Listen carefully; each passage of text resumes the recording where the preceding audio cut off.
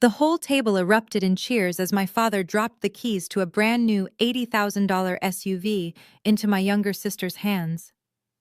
Moments later, my mother slid a crumpled $2 lottery ticket across the gravy-stained tablecloth toward me, claiming they were on a tight budget.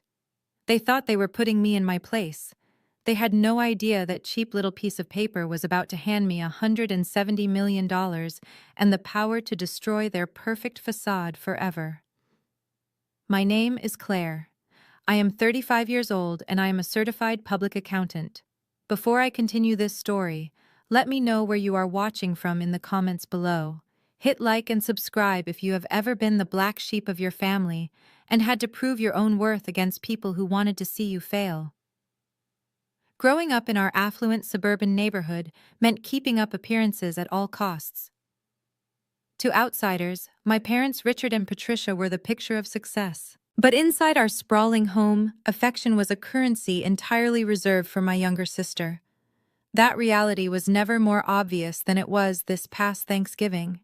The dining room table was a masterpiece of passive aggression. My mother had hired a private catering company for the holiday, claiming she was simply too exhausted to cook, though her exhaustion usually stemmed from managing her elite social calendar. I sat at the far end of the long mahogany table, nursing a glass of sparkling water while everyone else drank heavily from bottles of imported champagne. The air in the room was thick with the smell of roasted turkey, expensive sage stuffing, and the overwhelming scent of my sister Lauren's designer perfume. Lauren is 32 years old, but she has always been treated like a fragile princess who needs constant rescuing and rewarding simply for breathing. Next to her sat her husband Andre. Andre is 34, an aspiring real estate developer who cares more about projecting an image of wealth than actually working for it. He wore a tailored suit to a family dinner, constantly checking his luxury watch and loudly mentioning properties he was supposedly acquiring. We were barely halfway through the catered meal when my father Richard stood up at the head of the table. He picked up his crystal champagne flute and clinked it loudly with a silver spoon, demanding everyone's absolute attention. A smug, secretive smile played on his lips as he looked down at Lauren. He cleared his throat and launched into a long-winded speech about how incredibly proud he was of his youngest daughter. He praised her for being such a wonderful wife, for keeping a beautiful home, and for simply bringing so much light into their lives. He did not mention that Lauren did not have a job or that her beautiful home was heavily subsidized by his own bank account. Then Richard reached into the breast pocket of his tailored jacket and pulled out a small, sleek velvet box. He tossed it gently across the table. Lauren gasped dramatically, her perfectly manicured hands flying to her mouth as she opened the box. Resting on the velvet cushion was a shiny set of keys attached to a leather fob bearing the logo of a high-end luxury car brand. "It is parked in the driveway, sweetheart," my father beamed, his chest puffed out with pride. A brand new, fully loaded Lexus SUV. The dining room erupted. Lauren squealed, jumping out of her chair to throw her arms around my father's neck, practically crying fake tears of joy. "Oh my God, Daddy, it is gorgeous," she cried out. "I was just telling Andre that my old car was practically falling apart. It was becoming so embarrassing to pull up to the country club in that thing. I knew for a fact her old car was barely 3 years old, and my parents had purchased that one for her as well." Andre clapped his hands together loudly, his booming voice echoing off the vaulted ceilings. He stood up and kissed Lauren on the cheek, looking incredibly pleased with himself. "This is incredible," Richard, Andre boasted, puffing out his chest. "This fits our brand perfectly. You know, a Lexus SUV is exactly the kind of vehicle a rising star in the commercial real estate market needs to project success to high-net-worth clients. It shows we are moving up in the world. Lauren deserves nothing but the absolute finest luxury to support our lifestyle." I sat quietly at my end of the table watching this absurd theater unfold. I did not say a word. I just took another sip of my water, mentally calculating the tax implications of an $80,000 gift. I was used to this. I was the practical daughter.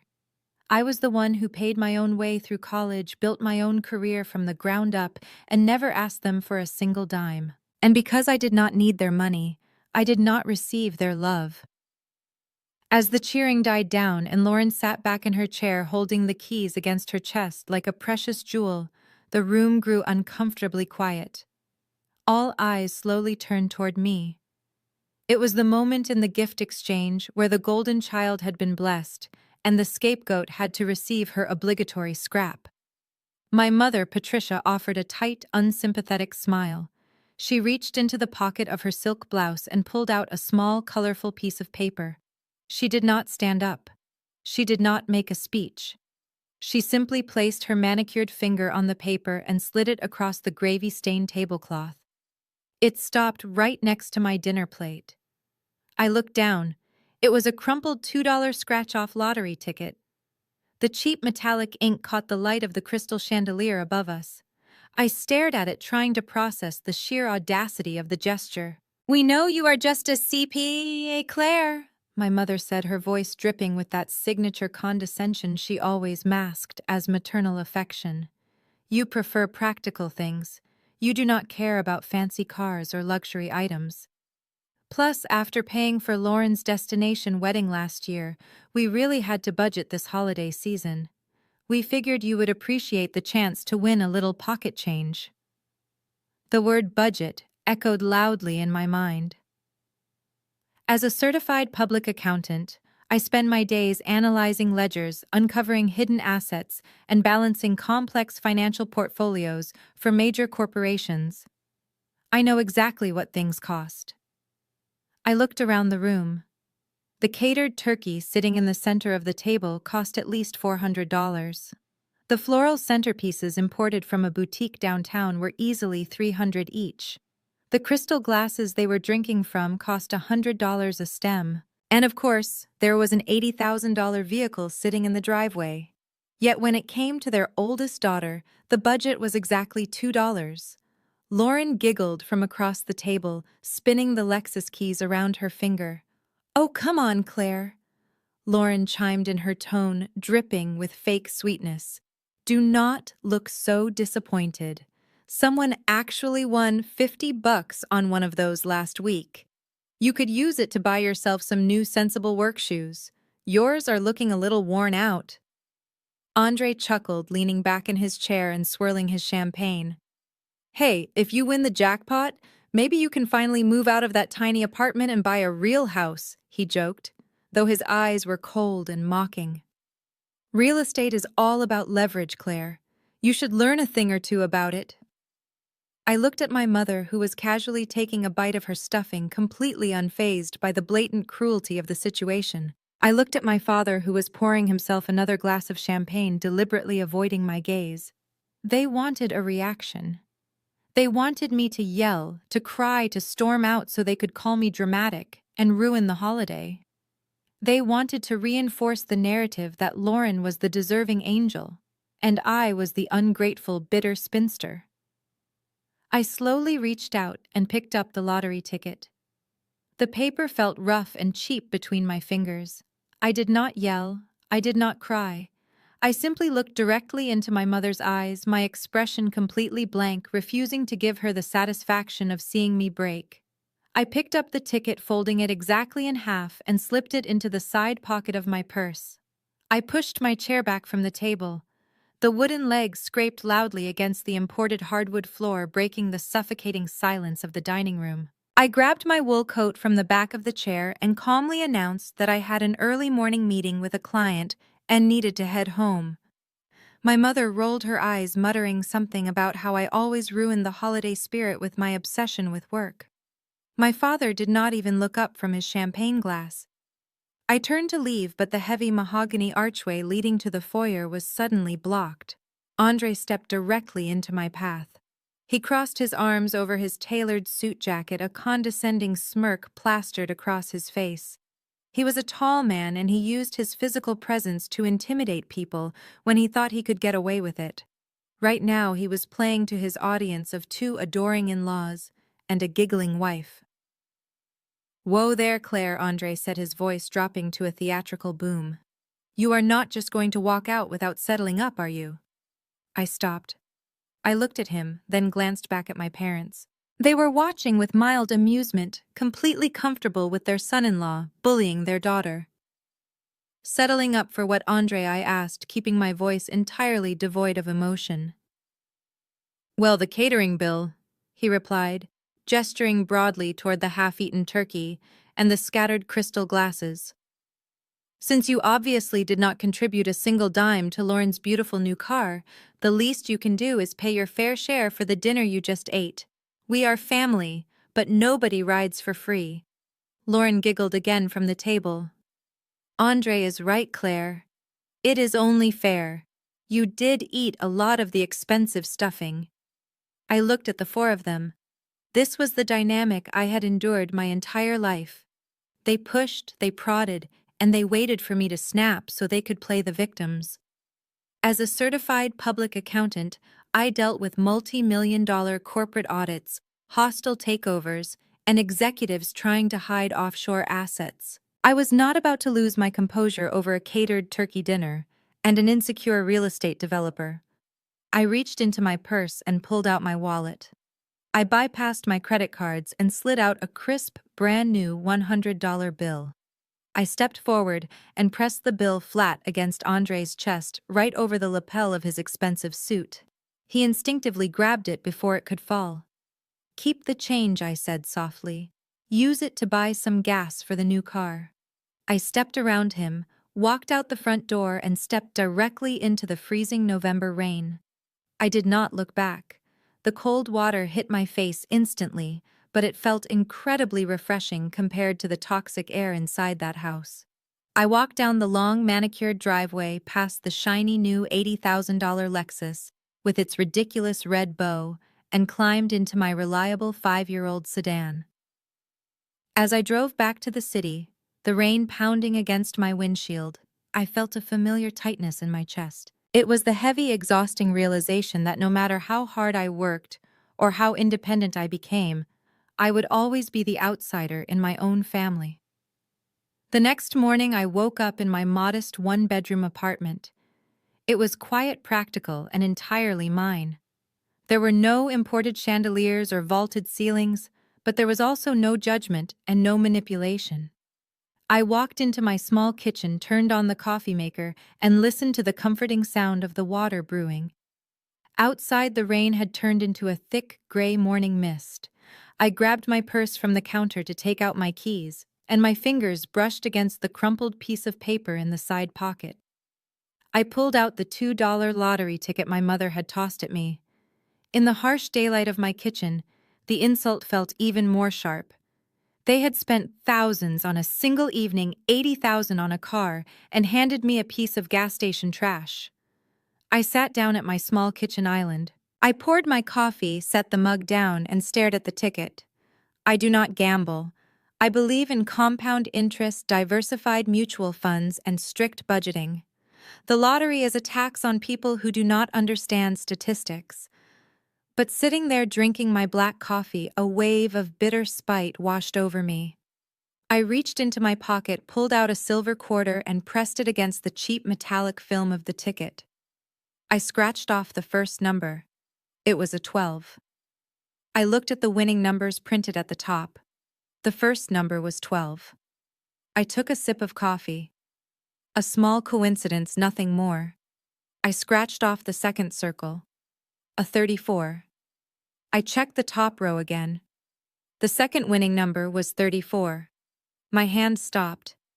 The apartment was completely silent except for the low hum of the refrigerator.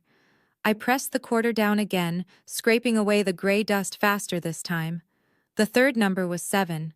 The fourth was 41. The fifth was 55. Every single number matched. My heart began to beat a little faster. As a CPA, my brain immediately tried to rationalize the situation.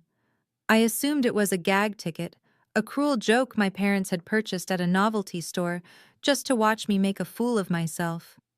I flipped the ticket over and read the fine print on the back. It had all the official state lottery, watermarks the correct barcode, and the exact security features I knew were required by law. It was a real ticket.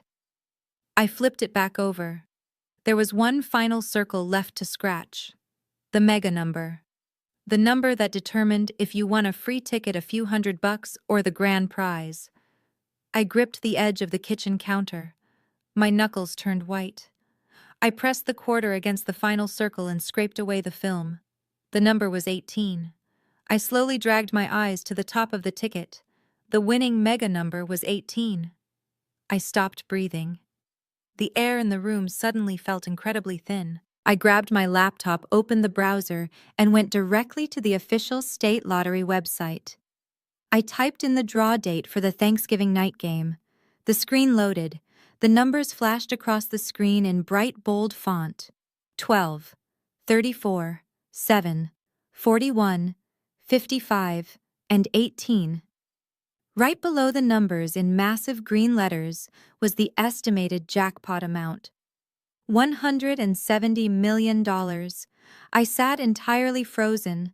My rational mind was trying to calculate the probability, the lump sum cash option, the federal tax rate, and the state tax deductions. But my emotional mind was screaming, $170 million. It was not just money. It was total, absolute freedom. It was the kind of wealth that shifted power dynamics instantly. The kind of wealth that made an $80,000 Lexus look like a child's toy.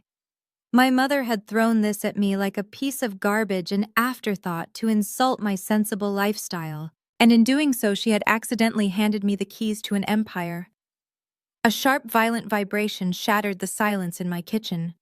I jumped, nearly knocking over my coffee mug. My cell phone was buzzing furiously on the granite counter. I looked at the screen. It was my mother. I did not answer it. The phone stopped vibrating and the screen flashed to my lock screen. That was when I saw the notification banner. 48 missed calls from Mom. 7 missed calls from my father. 12 unread text messages from Lauren. They had never called me this many times in my entire life, not even when I was hospitalized with appendicitis in college. Something was very wrong. My family only reached out with this kind of desperation when they needed someone to blame or someone to pay.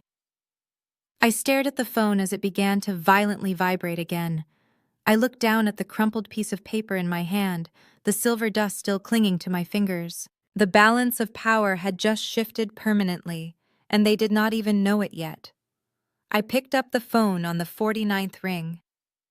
I pressed the cold screen to my ear, anticipating a barrage of insults about my abrupt exit from dinner. I assumed my mother was calling to demand an apology for disrespecting my sister on her special night. Instead, my mother's voice was shrill, frantic, and completely stripped of her usual country club composure. "Claire," she gasped, breathing heavily into the receiver. "Thank God you finally answered. I have been calling you since 6 in the morning. Where have you been?" "I was drinking my coffee, Mom," I said, keeping my voice perfectly flat. "What is the emergency?" "It is..." "Lauren," Patricia cried, her voice cracking. "It is a total disaster. After you rudely walked out last night, Lauren wanted to take the new Lexus for a spin to show it off to a few friends at the downtown lounge. She was just so excited, Claire. You know how she gets. But she had a few more martinis while she was out." I closed my eyes, rubbing the bridge of my nose. And on her way home, she misjudged the turn into her subdivision. She drove the car straight over the curb and plowed it directly into a municipal fire hydrant. I stood frozen in my kitchen. The golden child had managed to destroy an $80,000 gift in less than 12 hours. "Is she injured?" I asked, relying on my basic human decency, even though she possessed none for me. "She is physically fine, but her nerves are completely shattered," my mother wailed. "The car is totaled, Claire. The engine block is cracked, the front end is entirely crushed, and the airbags deployed. But that is not even the worst part." Of course it was not. With Lauren, there was always a secondary catastrophe. The police arrived at the scene before she could call a tow truck. Patricia whispered, her tone suddenly shifting from frantic to deeply secretive. "They breathalyzed her. She was over the legal limit. Because she was intoxicated, the insurance adjuster already told your father this morning that they are voiding the comprehensive coverage. They will not pay a single dime for the damages. Lauren is facing a severe citation, maybe even a DUI charge, unless your father's attorney can make the police report disappear quietly. I took a slow, measured breath. That sounds like a serious legal and financial problem for Lauren and Andre. I replied, my tone remaining entirely professional, as if I were consulting a client who had just made a terrible tax error. But I am not sure why you have called me 49 times about it. Because we need your help to fix this. Patricia demanded, her voice abruptly hardening. The tears vanished, replaced by the sharp, authoritative bark she always used when she expected me to fall in line. Specifically, we need your emergency fund. The sheer audacity of the statement hung in the air, heavy and suffocating. I walked over to the kitchen sink and poured the rest of my coffee down the drain. Excuse me. Do not play dumb with me, Claire. Patricia snapped, her desperation rapidly mutating into anger. I know you have $30,000 sitting in a high-yield savings account. You bragged about it to your uncle at the 4th of July barbecue. I had not bragged about it. My uncle had asked me for financial advice regarding interest rates, and I had simply used my own conservative savings strategy as a practical example. It took me 7 years of strict budgeting, skipping vacations, and eating cheap meals in my cramped apartment to build that safety net. We need you to wire that $30,000 to your father's bank account immediately. My mother ordered, not asking, but commanding. Andre is absolutely furious. He has a massive meeting with a group of commercial real estate investors next week. He cannot have his wife driving around in a cheap rental car, and he absolutely cannot have the neighbors gossiping about Lauren wrapping a luxury vehicle around a hydrant. It will destroy his professional image and ruin his brand. We need to buy a replacement SUV today, preferably a slightly used model of the exact same color, so we can park it in their driveway and pretend none of this ever happened. I stared at the blank white wall of my kitchen. My mother was genuinely asking me to empty my entire life savings to buy a cover-up vehicle for my sister, who had just committed a crime. Let me make sure I understand this correctly, I said, my voice dropping to a dangerous quiet register. You want me to drain my life savings to buy Lauren a car just hours after you threw a $2 lottery ticket at my face because you claimed the family was on a strict budget? Oh, for heaven's sake, Claire, do not be so incredibly petty, my mother yelled into the phone, her voice echoing in my small kitchen. This is a family emergency. Your sister is in a crisis. Andre is threatening to move into a hotel if we do not clean up this mess immediately. You do not even need that money right now. You sit in that tiny apartment and do nothing but work. You have no husband, no children, and no social life to speak of. Lauren needs this to save her marriage and protect her husband's career. You owe it to this family to step up when we need you. The delusion was absolutely breathtaking. They had handed me a piece of gas station trash to mock my practical, sensible nature. And now, less than a day later, they were aggressively demanding the fruits of that practical nature to clean up the consequences of their own reckless indulgence. I slowly turned my head and looked back at the lottery ticket resting on the granite counter. The silver dust from the scratch-off coating was still scattered next to my coffee mug. $170 million. A few hours ago, $30,000 was my entire safety net. It was my protection against a cruel world. Now $30,000 was less than the interest my new fortune would generate in a single week. I could have paid for a fleet of luxury cars without blinking an eye. I could have paid off the insurance company, hired the most expensive defense attorney in the state to bury Lauren's charges, and funded Andre's imaginary real estate deals just to shut them all up. But doing so would mean validating 3 decades of emotional abuse. It would mean continuing to be the sacrificial lamb for a family that viewed me as nothing more than a convenient ATM with a pulse. They wanted to strip away my security to maintain their fake perfection. No, I said simply. The line went dead silent for 2 full seconds. What did you just say to me? Patricia gasped, the shock in her voice so profound it sounded as though I had just reached through the phone and slapped her across the face. I said, no, Mom. I am not wiring you a single penny. Claire, you listen to me right now, she hissed, her voice trembling with venom. No, You listen to me. I cut her off, my voice steady and completely unbothered. Lauren made the choice to drink and drive. She can face the legal and financial consequences of that choice like an adult.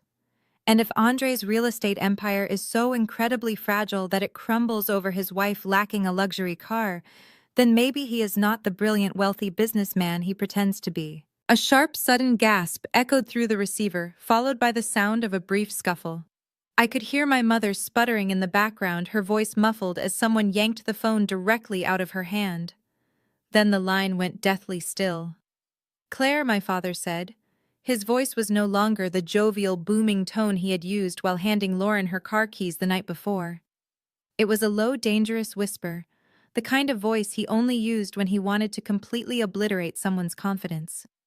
"Hello, Dad," I replied, my voice remarkably steady. "Listen to me very carefully," he growled. "You are not going to disrespect your mother, you are not going to insult your brother-in-law, and you are certainly not going to turn your back on your sister. You have spent your entire adult life acting like you are better than us because you live in your own little world and pay your own bills. But you are still part of this family, and right now your family requires $30,000. You will wire the money by noon today, and you will apologize to your mother for your insolence." I leaned against my kitchen counter, staring down at the silver scratch-off dust. "I am not wiring you anything," I said firmly. "Lauren committed a crime. She needs a lawyer, not a cover-up car."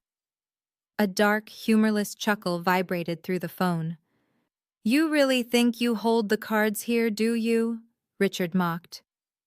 "You think because you have a little safety net you can dictate terms to me? Let me remind you of something, Claire. You owe me."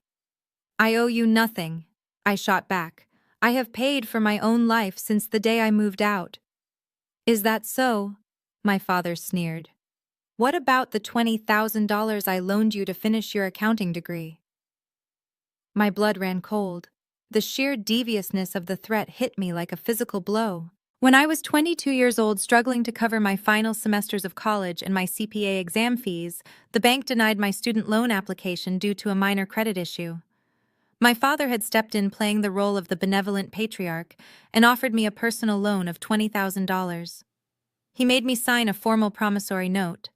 For the next 3 years, I worked 2 jobs, living on ramen noodles and skipping every social event just to pay him back.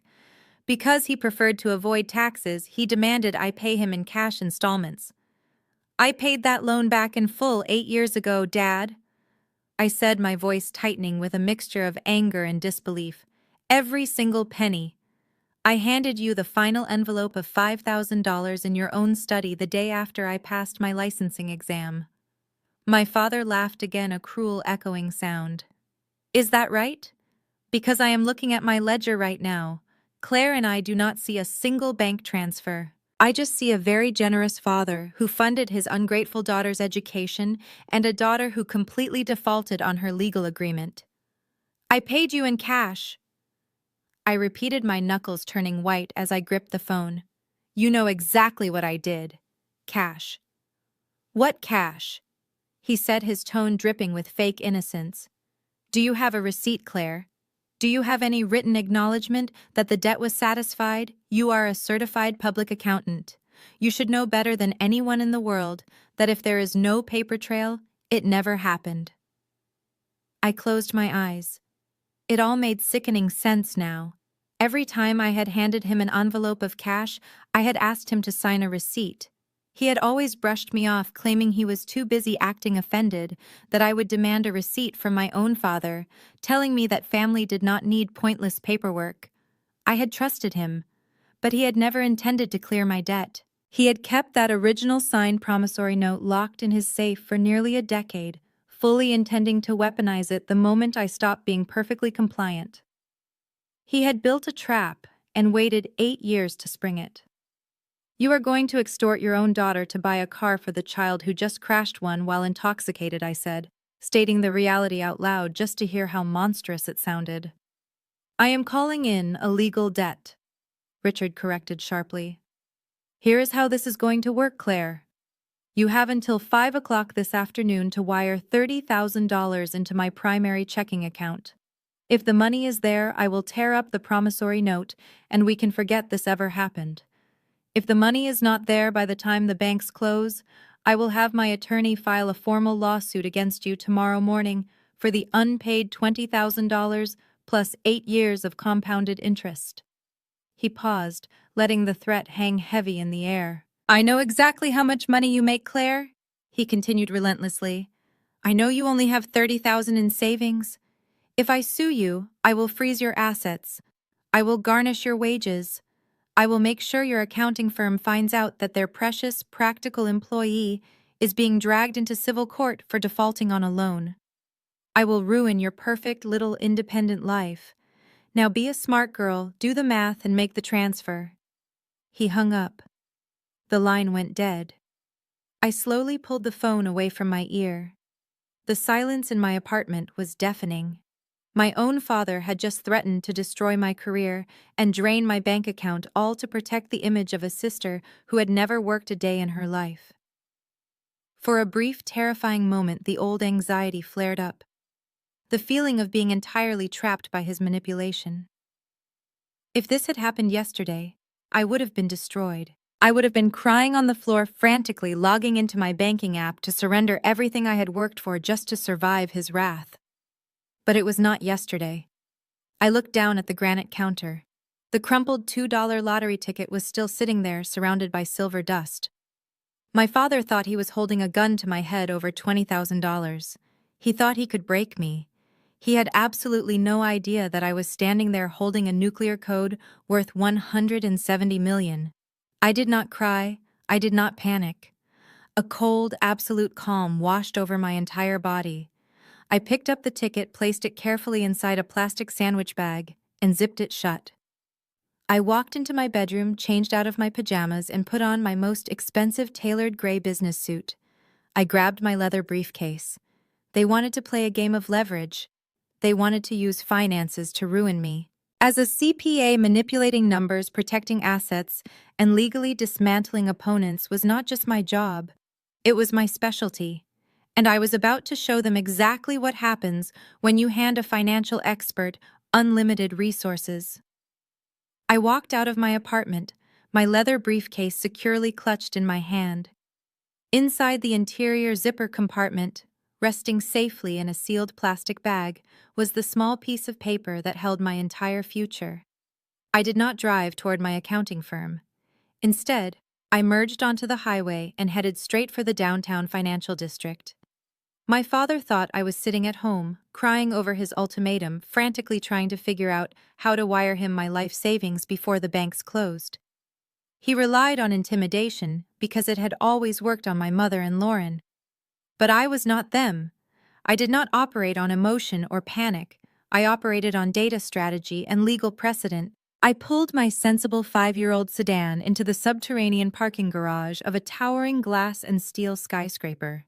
It was the headquarters of Vanguard and Hayes, the most prestigious wealth management and corporate law firm in the state. They handled trust funds for billionaires, negotiated corporate mergers, and specialized in ironclad asset protection. As a CPA, I had analyzed their legal structures for corporate clients before. Now, I was about to become their most liquid client. I bypassed the reception desk and requested an immediate emergency consultation with a senior partner citing a 9-figure liquid asset acquisition. Within 10 minutes, I was sitting in a corner office with sweeping views of the city skyline, sitting across a polished mahogany desk from a senior wealth manager named William Kincaid. William was a man in his late 50s who wore a suit that cost more than my car. He looked at me with polite curiosity, likely wondering why a woman in a standard business suit was sitting in his office demanding immediate representation. I did not waste time with pleasantries. I unzipped my briefcase, pulled out the plastic bag, and placed it precisely in the center of his desk. "I hold the single winning ticket for last night's $170 million state lottery draw," I said, my voice crisp and professional.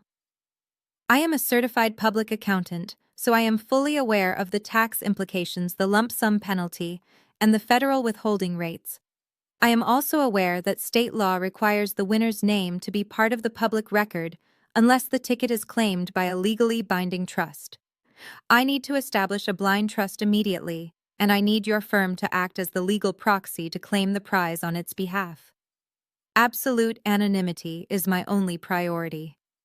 William stared at the ticket, then looked up at me. His professional mask slipped for a fraction of a second, revealing sheer shock before he recovered. He sat forward, clasping his hands together. Most people who walk into this office with sudden wealth are hyperventilating, William said, a faint smile touching his lips. They want to know how fast they can buy a yacht. You want to talk about corporate veils and proxy representation. I do not need a yacht, I replied evenly. I need an impenetrable legal fortress. For the next 3 hours, my old life was systematically dismantled, and a new one was constructed on paper. We worked seamlessly together. Because I already understood the financial jargon, we bypassed the usual hand-holding. We established a complex network of holding companies designed to shield my identity. At the center of it all, we created the primary entity. I named it the Bluebird Trust. It sounded harmless, peaceful, and completely unrelated to my family or my past. William brought in a notary and a team of junior partners to expedite the filings. He explained that by the end of the business day, Vanguard and Hayes would present the ticket to the State Lottery Commission under the trust's name. The state would verify the ticket, process the taxes, and wire the net lump sum directly into a newly established high-security private banking account that only William and I had access to. To the outside world, and more importantly to my family, Claire did not win the lottery. An anonymous corporate entity did. I felt a profound sense of relief washing over me as William slid the final stack of documents across the desk. These were the non-disclosure agreements binding the firm and its employees to absolute secrecy regarding my identity. Sign these, Claire, and we are officially finished, William said, offering me his gold fountain pen. The ticket will be locked in our primary vault until we physically deliver it to the commission this afternoon. You are officially protected. I took the pen. The weight of the gold felt cool and solid in my hand. I signed my name on the final signature line, the ink flowing smoothly across the heavy parchment paper. For the first time all day, I allowed myself to smile. It was done. I was free. I was insulated from my father's threats, from my mother's manipulation, and from my sister's reckless entitlement. I handed the pen back to William. He stood up, extending his hand across the desk to congratulate me.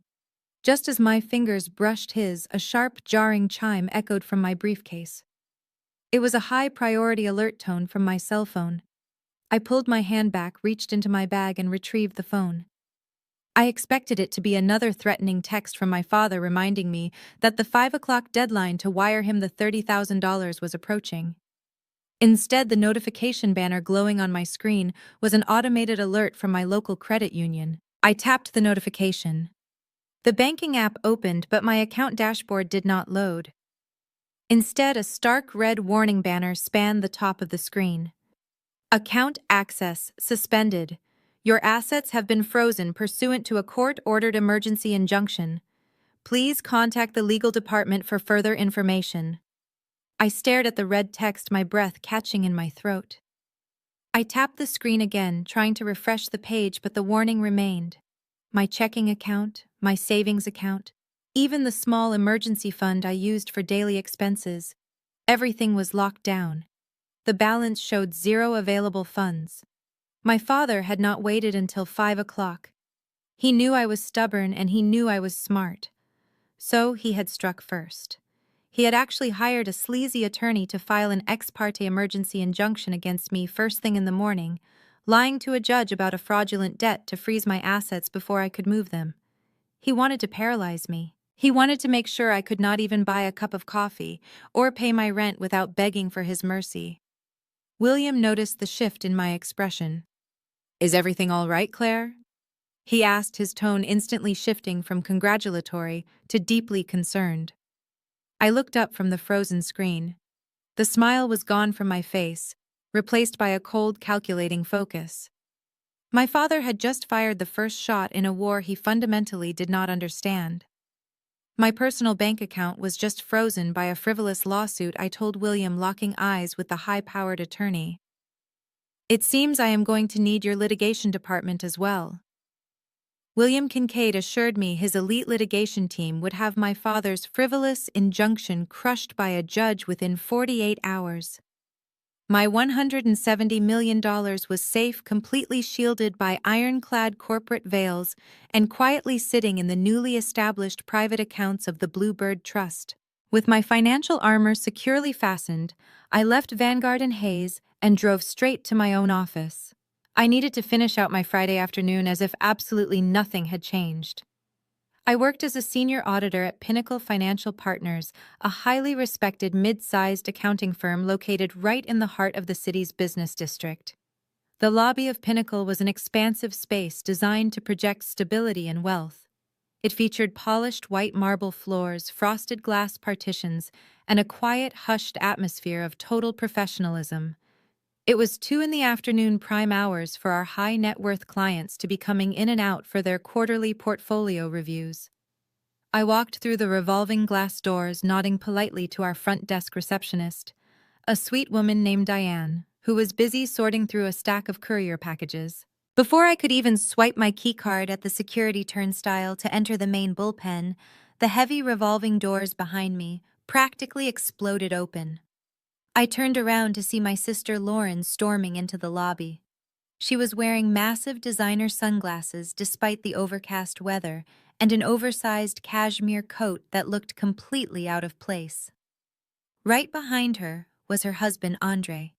He looked furious, his jaw tightly clenched, marching with a heavy, aggressive stride that immediately drew the attention of the security guard near the elevators. Lauren did not just walk up to me to have a conversation. She threw herself right into the exact center of the lobby and immediately began a theatrical display that belonged on a daytime soap opera. She ripped her expensive sunglasses off, revealing eyes that she had clearly rubbed raw in the car to simulate intense, agonizing crying. "Claire, how could you do this to our family?" Lauren wailed. Her voice was deliberately amplified. It bounced off the marble walls and cut through the quiet hum of the office like a siren. Several older clients sitting on the plush leather waiting couches immediately lowered their financial magazines, their eyes wide with shock. Junior accountants who were walking through the lobby with stacks of folders stopped dead in their tracks. The entire room froze. I stood there, my leather briefcase held loosely in my hand, watching my 32-year-old sister throw a literal tantrum in my place of business. "Lauren, I suggest you lower your voice immediately," I said calmly. "You are in a professional corporate environment." "I do not care about your professional environment," Lauren screamed, pointing a violently shaking finger directly at my face. "You stole from Mom and Dad. You drained their retirement accounts. They are going to lose their house because of you." The lobby gasped. In the accounting world, trust and absolute financial integrity are the only currency that matters. Being accused of stealing from your own parents' retirement fund in the middle of your own firm's lobby in front of your own clients is a career death sentence. Andre stepped forward, puffing his chest out beneath his tailored suit, trying to look physically imposing and protective. "We know everything," Claire Andre bellowed, ensuring every single person in the room could hear his booming voice. "Your father told us you refused to pay back the thousands of dollars you owe him. He had to take legal action this morning just to stop you from hiding the stolen funds. He froze your bank accounts. You are a complete fraud." The murmurs started instantly. I could see Diane, the receptionist, holding her hand over her mouth. I saw one of my colleagues step out from behind a frosted glass partition, staring at me with a mixture of horror and pity. Then I saw my firm's managing partner, David, step out of a glass conference room down the hall. His brow was deeply furrowed as he took in the chaotic, embarrassing scene unfolding in his pristine reception area. They thought this would break me. This was my parents' ultimate strategy, executed perfectly by their golden child. They knew I valued my career and my professional reputation above almost everything else. They thought that by bringing the conflict out of the shadows and staging a massive public spectacle, I would crumble under the weight of the humiliation. In the past, they would have been entirely right. The old Claire would have been terrified. I would have grabbed Lauren by the arm, dragged her into a private room, and promised to do whatever she wanted just to make the screaming stop. I would have agreed to wire the $30,000 just to save my job and clear my name. But I was no longer the desperate, financially anxious woman who had sat at that Thanksgiving table. I was the silent, anonymous owner of a 9-figure trust fund.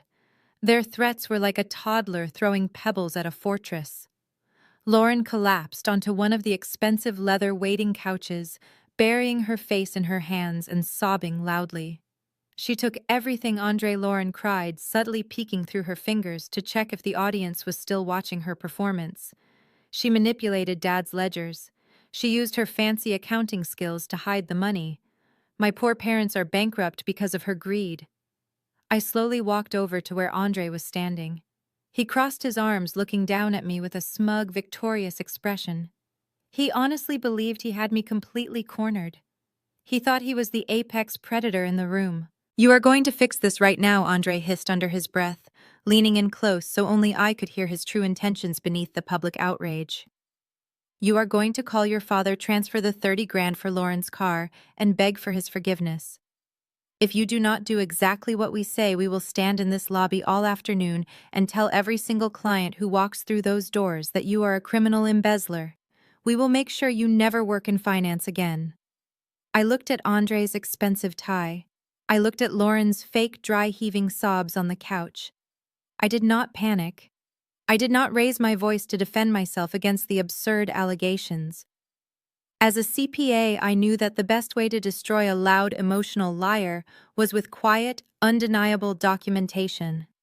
I unlocked my iPad, tapped the screen a few times, and prepared to show Andre exactly what kind of woman he had married. Andre stood there with his chest puffed out beneath his expensive tailored suit, fully expecting me to cower.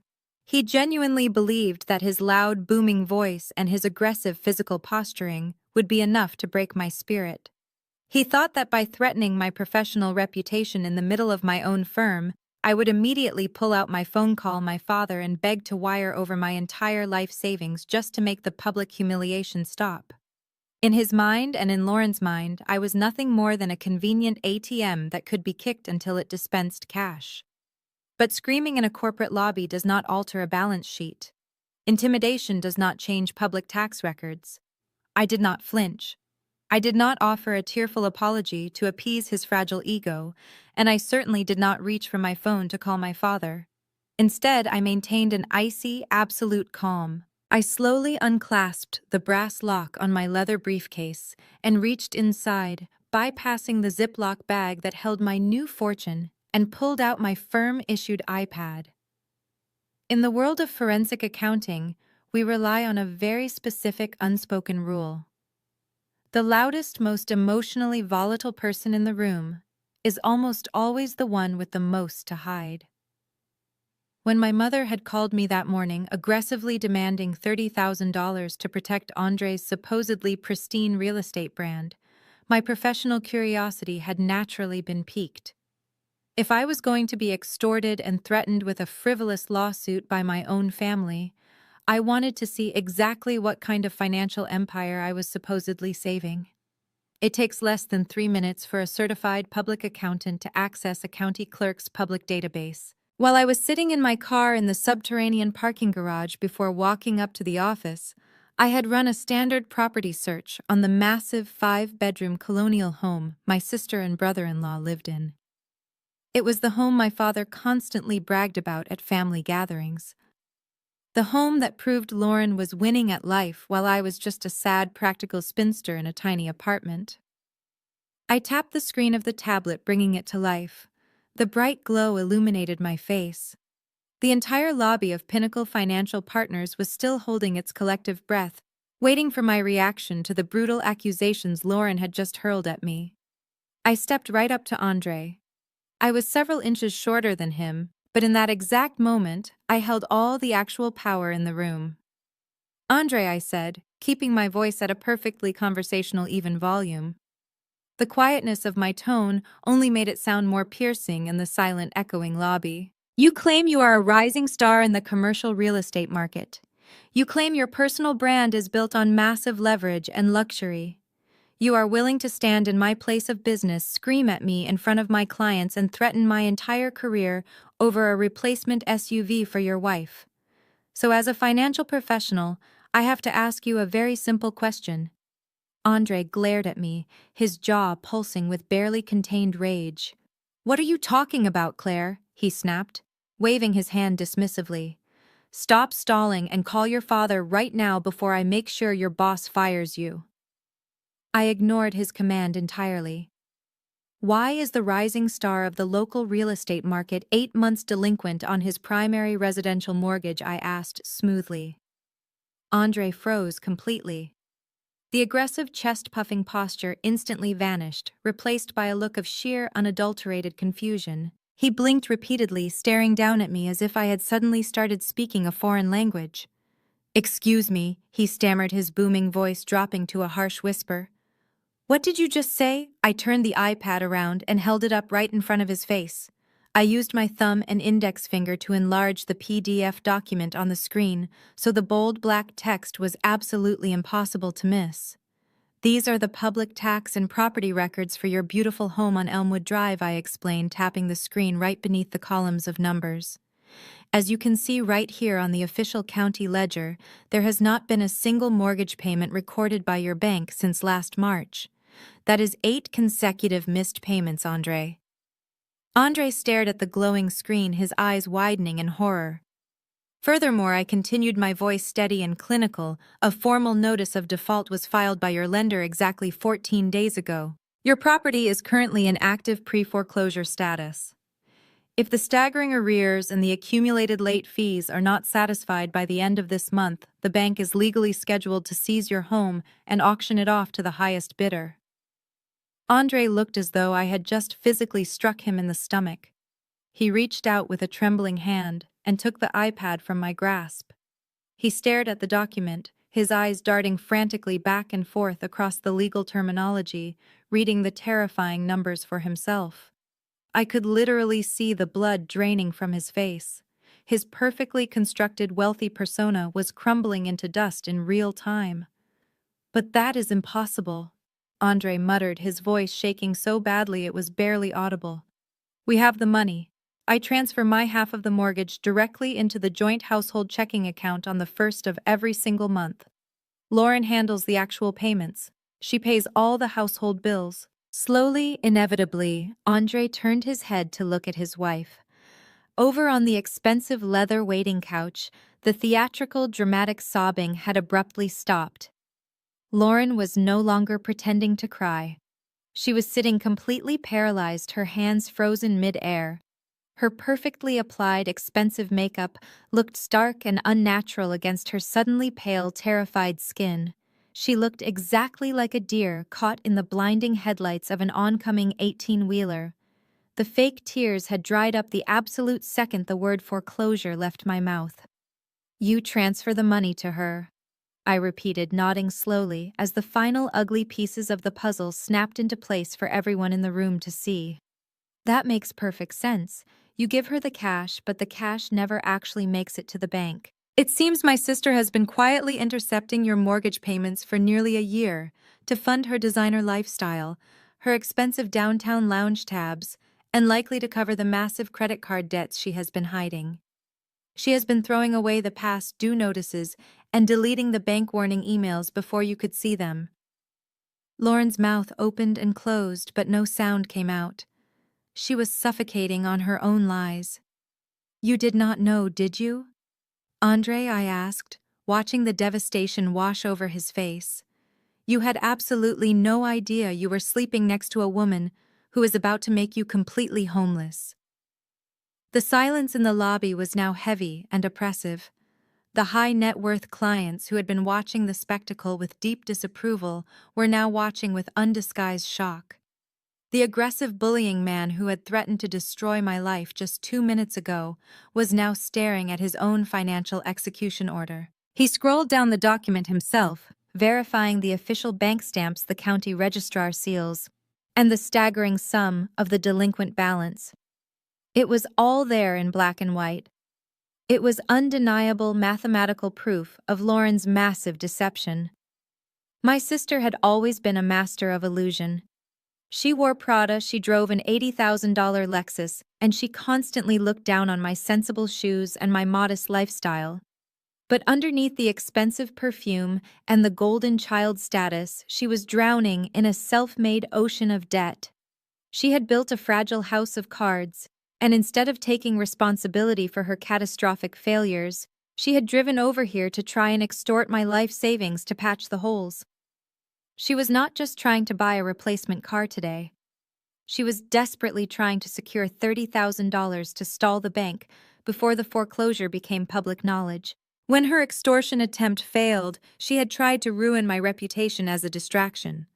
But facts do not care about screaming, spreadsheets do not care about fake tears.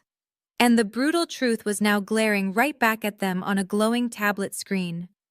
For a long, agonizing moment, the only sound in the lobby was the quiet hum of the air conditioning system. Andre stared at the iPad, the reality of his impending financial ruin reflecting in his dark eyes. I watched the realization wash over him.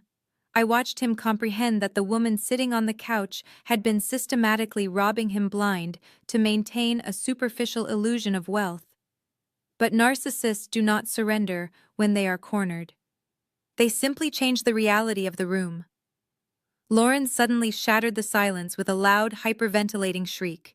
She lunged forward off the leather couch, her manicured nails practically clawing the iPad out of her husband's hands. She threw the tablet aggressively onto the glass coffee table. "Do not look at that," Andre Loren screamed, her voice cracking with a terrifyingly authentic-sounding desperation. "It is a fake. It is a complete fabrication. I cannot believe you would stoop this low, Claire." Andre blinked, momentarily stunned by her explosive reaction. "What do you mean it is a fake?" he asked, his voice wavering between confusion and the desperate hope that his wife was telling the truth. "She photoshopped it!" Lauren cried, grabbing Andre by the lapels of his expensive suit and burying her face against his chest. "She hacked the county database to frame me." "Think about it, Andre. She is a certified public accountant. She spends her entire life on computers looking at financial records. She knows exactly how to manipulate numbers and create fake documents. She is just trying to destroy our marriage because she is incredibly jealous of everything we have built together." I stood there genuinely marveling at the sheer audacity of her lie. Hacking a secured government database to falsify a property tax record was a major federal crime. It was an entirely absurd accusation. Anyone with an ounce of logical reasoning would know that a county clerk's public ledger could not be altered from an iPad in a corporate lobby. But Andre did not want to use logical reasoning. I watched the gears turning in his head. If he accepted my proof, he had to admit that he had been completely conned by his own wife.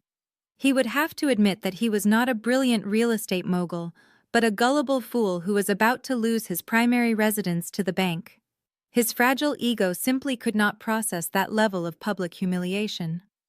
So he made a choice. He chose the lie that protected his pride over the brutal truth that would save his future. Andre wrapped his arms around Lauren, pulling her close. He turned his head and glared at me, his eyes burning with renewed, absolute hatred.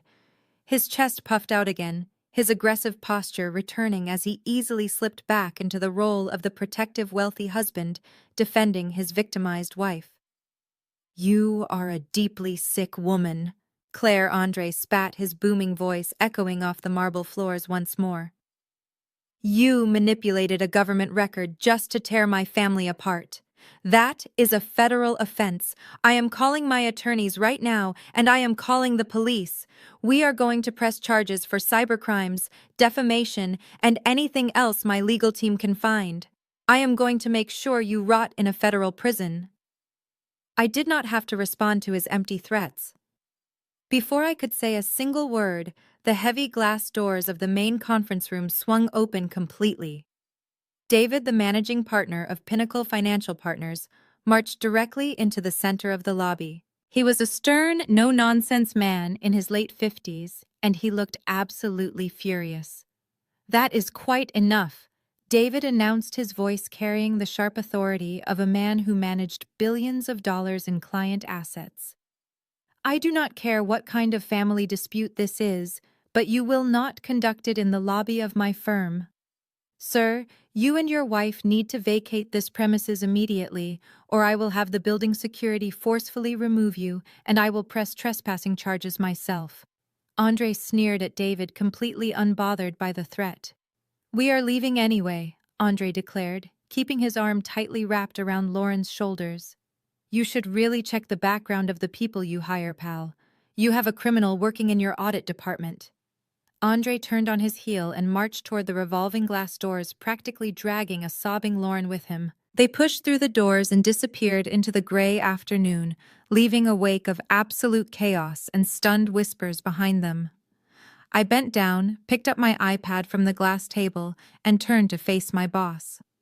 I am incredibly sorry about that disruption, David, I said, keeping my tone perfectly level and professional. My sister is currently dealing with a severe personal financial crisis and chose to act out inappropriately.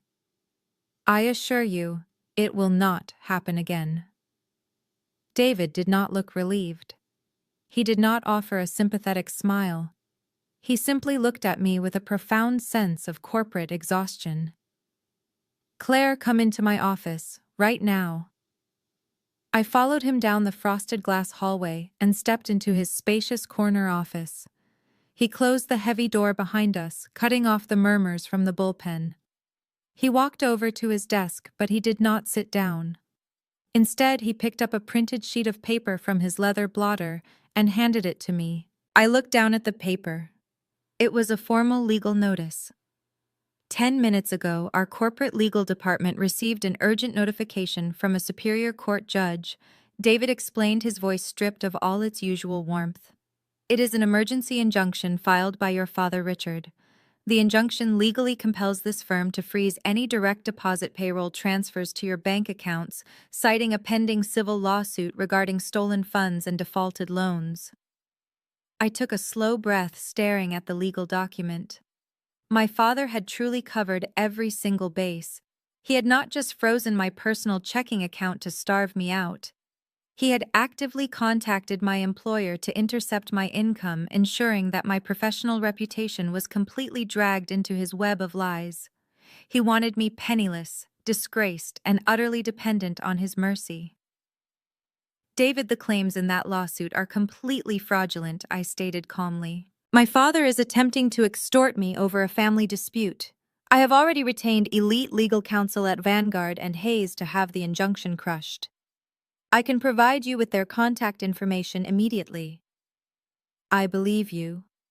Claire, David sighed, rubbing his temples. You are one of my best senior auditors. You are meticulous, honest, and highly capable. But my personal belief does not protect the firm from liability. We manage highly sensitive portfolios for wealthy clients. Absolute integrity is our entire business model. I cannot have an auditor handling multi-million-dollar accounts when her own father is suing her for financial fraud, and I certainly cannot have screaming matches happening in our lobby in front of our top-tier clients. I knew exactly what was coming next. In the corporate finance world, optics are everything. Effective immediately, you are being placed on indefinite, unpaid administrative leave. David said the words, heavy and final. You are suspended pending the complete legal resolution of this lawsuit. I need your office keycard, your corporate credit card, and your secure building pass. You are not to contact any of your clients. I did not argue. I did not cry or beg for my job, which clearly surprised him. I simply nodded my head. I unclipped my security badge from my lapel, pulled the corporate card from my wallet, and placed them both neatly on his desk. I understand, David. Thank you for your time, I said. I walked out of his office, went to my cubicle, and packed my personal belongings into a small cardboard box. I felt the eyes of my colleagues burning into my back. They were whispering, wondering if the quiet, practical girl in the sensible shoes was actually a master criminal who had robbed her own parents. I walked back through the lobby, pushed through the revolving doors, and stepped out into the damp, cold city air. By all standard metrics, my life had just been completely destroyed. In the span of a single afternoon, my sister had publicly humiliated me. My father had successfully frozen every dime I had in the bank, and my boss had stripped me of the career I had spent 10 years building. I had no job, no access to my savings, and a family actively plotting to ruin my future. According to my father's plan, this was the exact moment I was supposed to break. This was the moment I was supposed to fall to my knees, pull out my cell phone, and beg for his forgiveness. I carried my cardboard box down into the concrete parking garage. I unlocked my old sedan, placed the box in the passenger seat, and sat behind the steering wheel. The silence of the car was absolute. Suddenly, my cell phone vibrated in my jacket pocket. It was not a phone call from my mother. It was not an angry text from Andre. I pulled the phone out and looked at the screen. It was an encrypted secure text message from William Kincaid, my wealth manager at Vanguard and Hayes. I opened the message. There were only 2 sentences. The State Lottery Commission has officially authenticated the ticket and processed the claim. The wire transfer has successfully cleared into the Bluebird Trust private accounts. I tapped the secure link attached to the message. It required facial recognition and a complex passcode to open.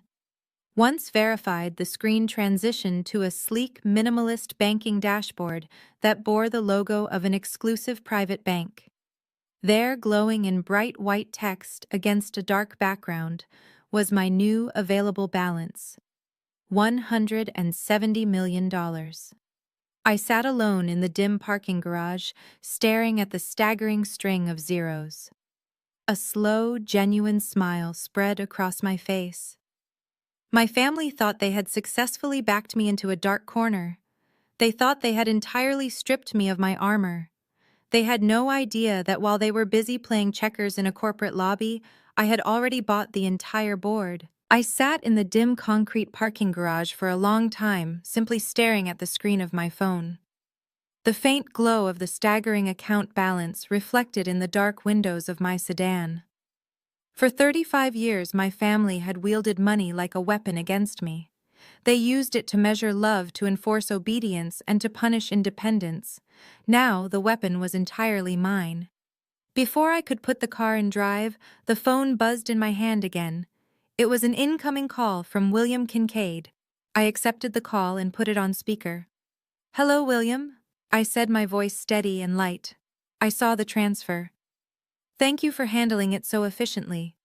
"It is my pleasure, Claire," William replied, his tone carrying a hint of professional amusement. "But I am actually calling regarding the emergency injunction your father filed against your personal accounts this morning. I had my litigation team pull the court filings to begin drafting our motion to dismiss." "And how long until we can get it thrown out?" I asked. "Oh, we will have it dismissed by Monday morning," William chuckled. "But that is not why I am calling. Claire, the attorney your father hired to file this injunction is either dangerously incompetent or he drafted the paperwork in a dark room. In his rush to convince the judge that your father desperately needed this allegedly stolen $20,000, returned immediately, the lawyer filed a hardship claim. And to prove that severe financial hardship, he attached your parents' full financial disclosure packet." I sat up straighter in my seat. "He attached their unredacted financial discovery documents to a public court filing every single page," William confirmed. "Tax returns, bank statements, credit card balances, and loan applications. He essentially handed us their entire financial playbook to justify a temporary account freeze. I have already downloaded the entire packet before the clerk realizes the mistake and seals it. I am sending it to your secure portal right now. I thought you might want to take a look at who you are actually dealing with." "You thought absolutely correctly," I said. I ended the call and reached into the cardboard box sitting on my passenger seat. I pulled out my personal laptop, powered it on, and connected it to my phone's cellular hotspot. I logged into the encrypted Bluebird Trust portal. Waiting in my inbox was a massive 200-page PDF document. I am a certified public accountant. While other people read novels to escape reality, I read financial ledgers to understand it. Numbers do not lie, they do not gaslight, and they do not play favorites. They tell the absolute unvarnished truth about a person's life. I opened the file and began to scroll. It took me less than 10 minutes to completely dismantle the illusion my parents had spent 3 decades building. Growing up, my parents had projected the image of untouchable suburban wealth. My father always talked about his aggressive investment portfolios, while my mother constantly bragged to her country club friends about their robust retirement accounts. But as I read through the verified bank statements and tax returns, the reality was entirely different. They were completely bankrupt. Their primary checking account, the one my father used to pay for the lavish Thanksgiving dinner, had a balance of less than $400. Their savings account had been entirely depleted 2 years ago. They had absolutely zero retirement funds. Instead of investing, they had been funding their country club memberships, my sister's destination wedding, and their luxury vacations by systematically draining the equity out of their home. I pulled up the property records included in the file. My parents had refinanced their sprawling colonial house 4 separate times. They were currently carrying a primary mortgage and 2 massive home equity lines of credit. I saw retail credit cards maxed out to their absolute limits. I saw cash advances taken out just to pay the minimum balances on other loans. They owed more on the house than it was actually worth. They were functionally insolvent, drowning in over $1 million of toxic high-interest debt. I felt a strange mixture of pity and disgust. The flawless, wealthy parents who had looked down on my modest apartment and my sensible lifestyle were actually living on a financial cliff, one missed payment away from total ruin. But the most sickening discovery was waiting on page 84 of the file. I found the purchase agreement and the financing contract for the brand new $80,000 Lexus SUV they had gifted to Lauren the night before. When my father had tossed those keys across the dinner table, he had acted like he was casually handing over spare change. But the financing document told a much darker story. My father had not purchased the vehicle outright. His credit score was so entirely destroyed by maxed-out credit cards that a traditional bank had refused to finance the auto loan.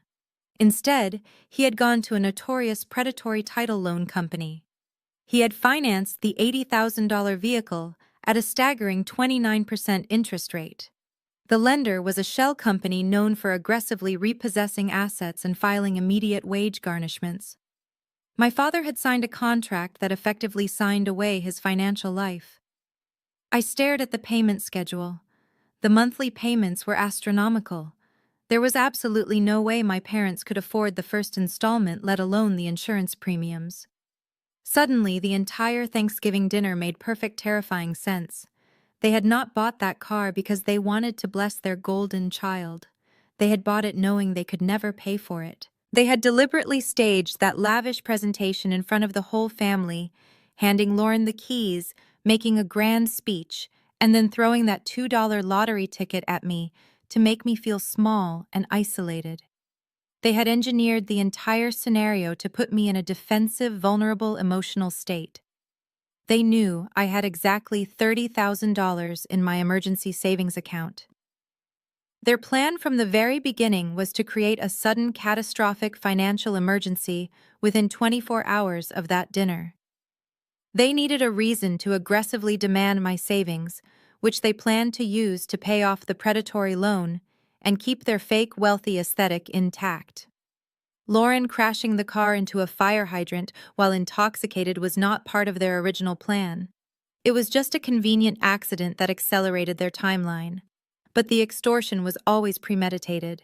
My mother calling me 49 times, my father threatening to sue me over a fake college loan debt, Lauren showing up at my office to try and get me fired.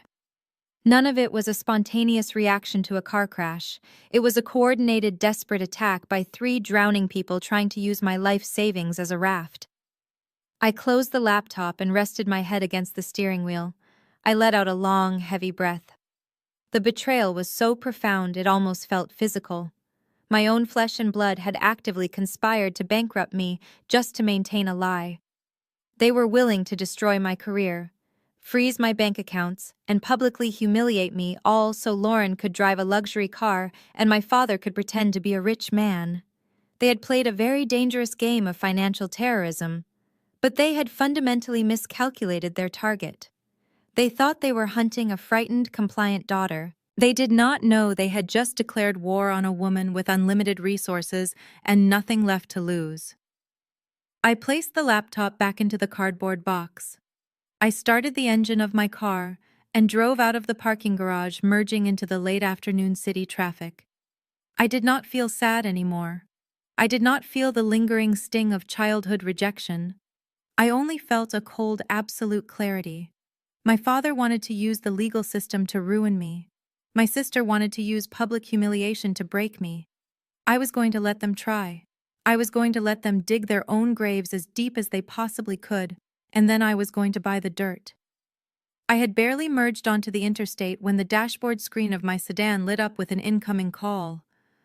The caller identification displayed my mother's cell phone number. I let it ring 4 times, listening to the rhythmic chime echoing through the quiet car. I needed her to think I was hesitating. I needed her to believe I was sitting somewhere in a panic, terrified of what my family had just done to my life. On the 5th ring, I pressed the button on my steering wheel to accept the call. I did not say hello. I just let the silence stretch across the line. Claire. My mother gasped. Her voice was trembling, thick with heavy, dramatic tears. "Oh, Claire, thank goodness you picked up. I have been sick with worry all afternoon." I kept my eyes on the road ahead. "What do you want, Mom?" I asked, keeping my tone intentionally hollow, as if the fight had been completely drained out of me. "I am so incredibly sorry," Patricia sobbed. Her crying sounded entirely rehearsed, the kind of theatrical weeping she used to get out of speeding tickets or to manipulate the country club seating arrangements. "I had absolutely no idea your father was going to go that far. When he told me he had his lawyer freeze your bank accounts this morning, I screamed at him. And then Lauren called me crying from your office lobby. She said your managing partner suspended you." "Claire, my sweet girl, my heart is just broken for you." I gripped the steering wheel a little tighter. The sheer precision of her lies was breathtaking. She was attempting to play the role of the helpless, sympathetic mother, completely throwing my father and my sister under the bus to position herself as my ally. But her timeline was flawed. If she was truly horrified by my father freezing my accounts, she would have called me the second he did it, not hours later, after ensuring my firm had suspended me. She was calling now because the first 2 phases of their attack had been successfully executed. I was jobless and penniless. Now it was time for the final phase. "Dad said he is going to sue me for $20,000. I said, making my voice waver just enough to sound thoroughly defeated. "I cannot even buy groceries right now. My account balance is 0. "I know, sweetheart, I know," Patricia cooed, her voice dripping with predatory comfort. "Your father is just under so much pressure at work right now, and he lost his temper. You know how stubborn he can be when he feels disrespected. But he does not actually want to ruin your life. We are family, Claire. Families fight, but we never abandon each other. We want to fix this. We want to drop the lawsuit and lift the freeze on your accounts today." "And how exactly do we do that?" I asked. "Your father and I want you to come to dinner tonight," Patricia said, her voice softening into a gentle, inviting purr. I booked the private dining room at the Oak Creek Country Club for 7 o'clock. It is completely private, very quiet, and perfectly neutral territory. Just the family. We can sit down, have a nice meal, and sort out this entire misunderstanding. Your father is ready to tear up that old promissory note, Claire. You just need to show up, apologize for walking out on Thanksgiving, and we can put this ugly mess behind us. Please, honey, let us heal our family." I stared through the windshield at the gray city skyline. Oak Creek Country Club was the epicenter of my parents' fake wealthy aesthetic. It was where they went to project power and demand respect from the local suburban elite. Inviting me to a private room on their turf was not a peace offering, it was a carefully orchestrated ambush. My accounting brain instantly calculated the variables. My parents were drowning in over $1 million of toxic debt. They had a massive title loan payment due on a totaled Lexus. Lauren was facing imminent foreclosure. They did not want to heal our family. They wanted to get me into a room where I felt physically and emotionally trapped, likely surrounded by my father's intimidating presence, so they could force me to sign over my $30,000 savings account in exchange for releasing the freeze on my checking account. They thought I was desperate enough to take the deal just to get my life back. "I do not know, Mom," I whispered, playing the part of the broken daughter flawlessly. "I do not have anything appropriate to wear to Oak Creek, and I do not know if I can face Dad right now." "You do not need to dress up, Claire." Patricia insisted, a sudden edge of panic slipping through her warm facade. She needed me in that room. "Just come as you are. We just want to see you. Please promise me you will be there." I let out a long, shaky sigh. "Okay, Mom. I will be there at 7. "Oh, thank you, Claire," she cried, relief washing over her voice. "I love you so much. We will see you soon." She hung up the phone. The line went dead. The moment the call disconnected, the hollow, defeated expression vanished entirely from my face. I sat up straight, rolling my shoulders back against the leather seat of my car. A sharp, genuine smile touched the corners of my mouth. My mother thought she was a master manipulator setting a brilliant trap for a wounded bird. She had absolutely no idea she was trying to bait a predator. I pressed the voice command button on my steering wheel and told the system to call William Kincaid at Vanguard and Hayes. He answered on the first ring. "William, I need a favor," I said, my voice crisp, commanding, and fully restored to its natural strength. "And I need it arranged within the next 2 hours." "Whatever you need," Claire, William replied instantly. "The trust has unlimited resources. My parents just invited me to a family healing dinner at their country club tonight," I explained, checking my rearview mirror as I took the exit toward my apartment. "They intend to ambush me and extort my savings. I am going to attend, but I am not walking into that room alone. I need you to assign me the most aggressive, terrifying senior litigation partner your firm has on staff. I want a man who specializes in hostile corporate takeovers and bankruptcy proceedings." "Consider it done," William said, clearly intrigued by the strategy. "I know exactly who to call. Marcus is currently out of town, but I have a senior partner named Thomas Sterling, who is a genuine shark. He eats fraudulent lawsuits for breakfast. How do you want to introduce him to your family?" "I want him to pose as my new boyfriend," I said smoothly. "My family believes I am completely alone in the world. They think I have no one to defend me. Let them think I brought a date for emotional support. I want Thomas to wear an expensive suit, carry a leather binder containing my parents' unredacted financial discovery documents, and I want him ready to dismantle their entire lives the second my father tries to raise his voice." "It is a brilliant countermeasure," Claire, William chuckled. "I will brief Thomas immediately. He will meet you at the country club entrance at 6:45. "Thank you, William," I said. I ended the call and pulled into the parking lot of my apartment complex. I had 2 hours to prepare. My mother had specifically told me not to dress up, hoping I would show up looking ragged, exhausted, and inferior to their country club standards. I had no intention of granting her that satisfaction. I walked into my apartment completely ignoring the silence and the fact that my entire old life had been suspended. I went straight to my closet. I pulled out my sharpest, darkest tailored suit, the one I reserved for aggressive corporate audits. I wanted to look like an executioner. Tonight was not about healing. It was about ending a 35-year cycle of manipulation. My family had built an entire empire on lies and gaslighting, and tonight I was going to burn it to the ground. I checked my reflection in the hallway mirror one last time before leaving my apartment. The dark charcoal suit fit perfectly, radiating sharp, unapproachable authority. I looked less like a daughter arriving for a family dinner and more like a corporate liquidator arriving to dismantle a bankrupt company, which in reality was exactly what I was about to do.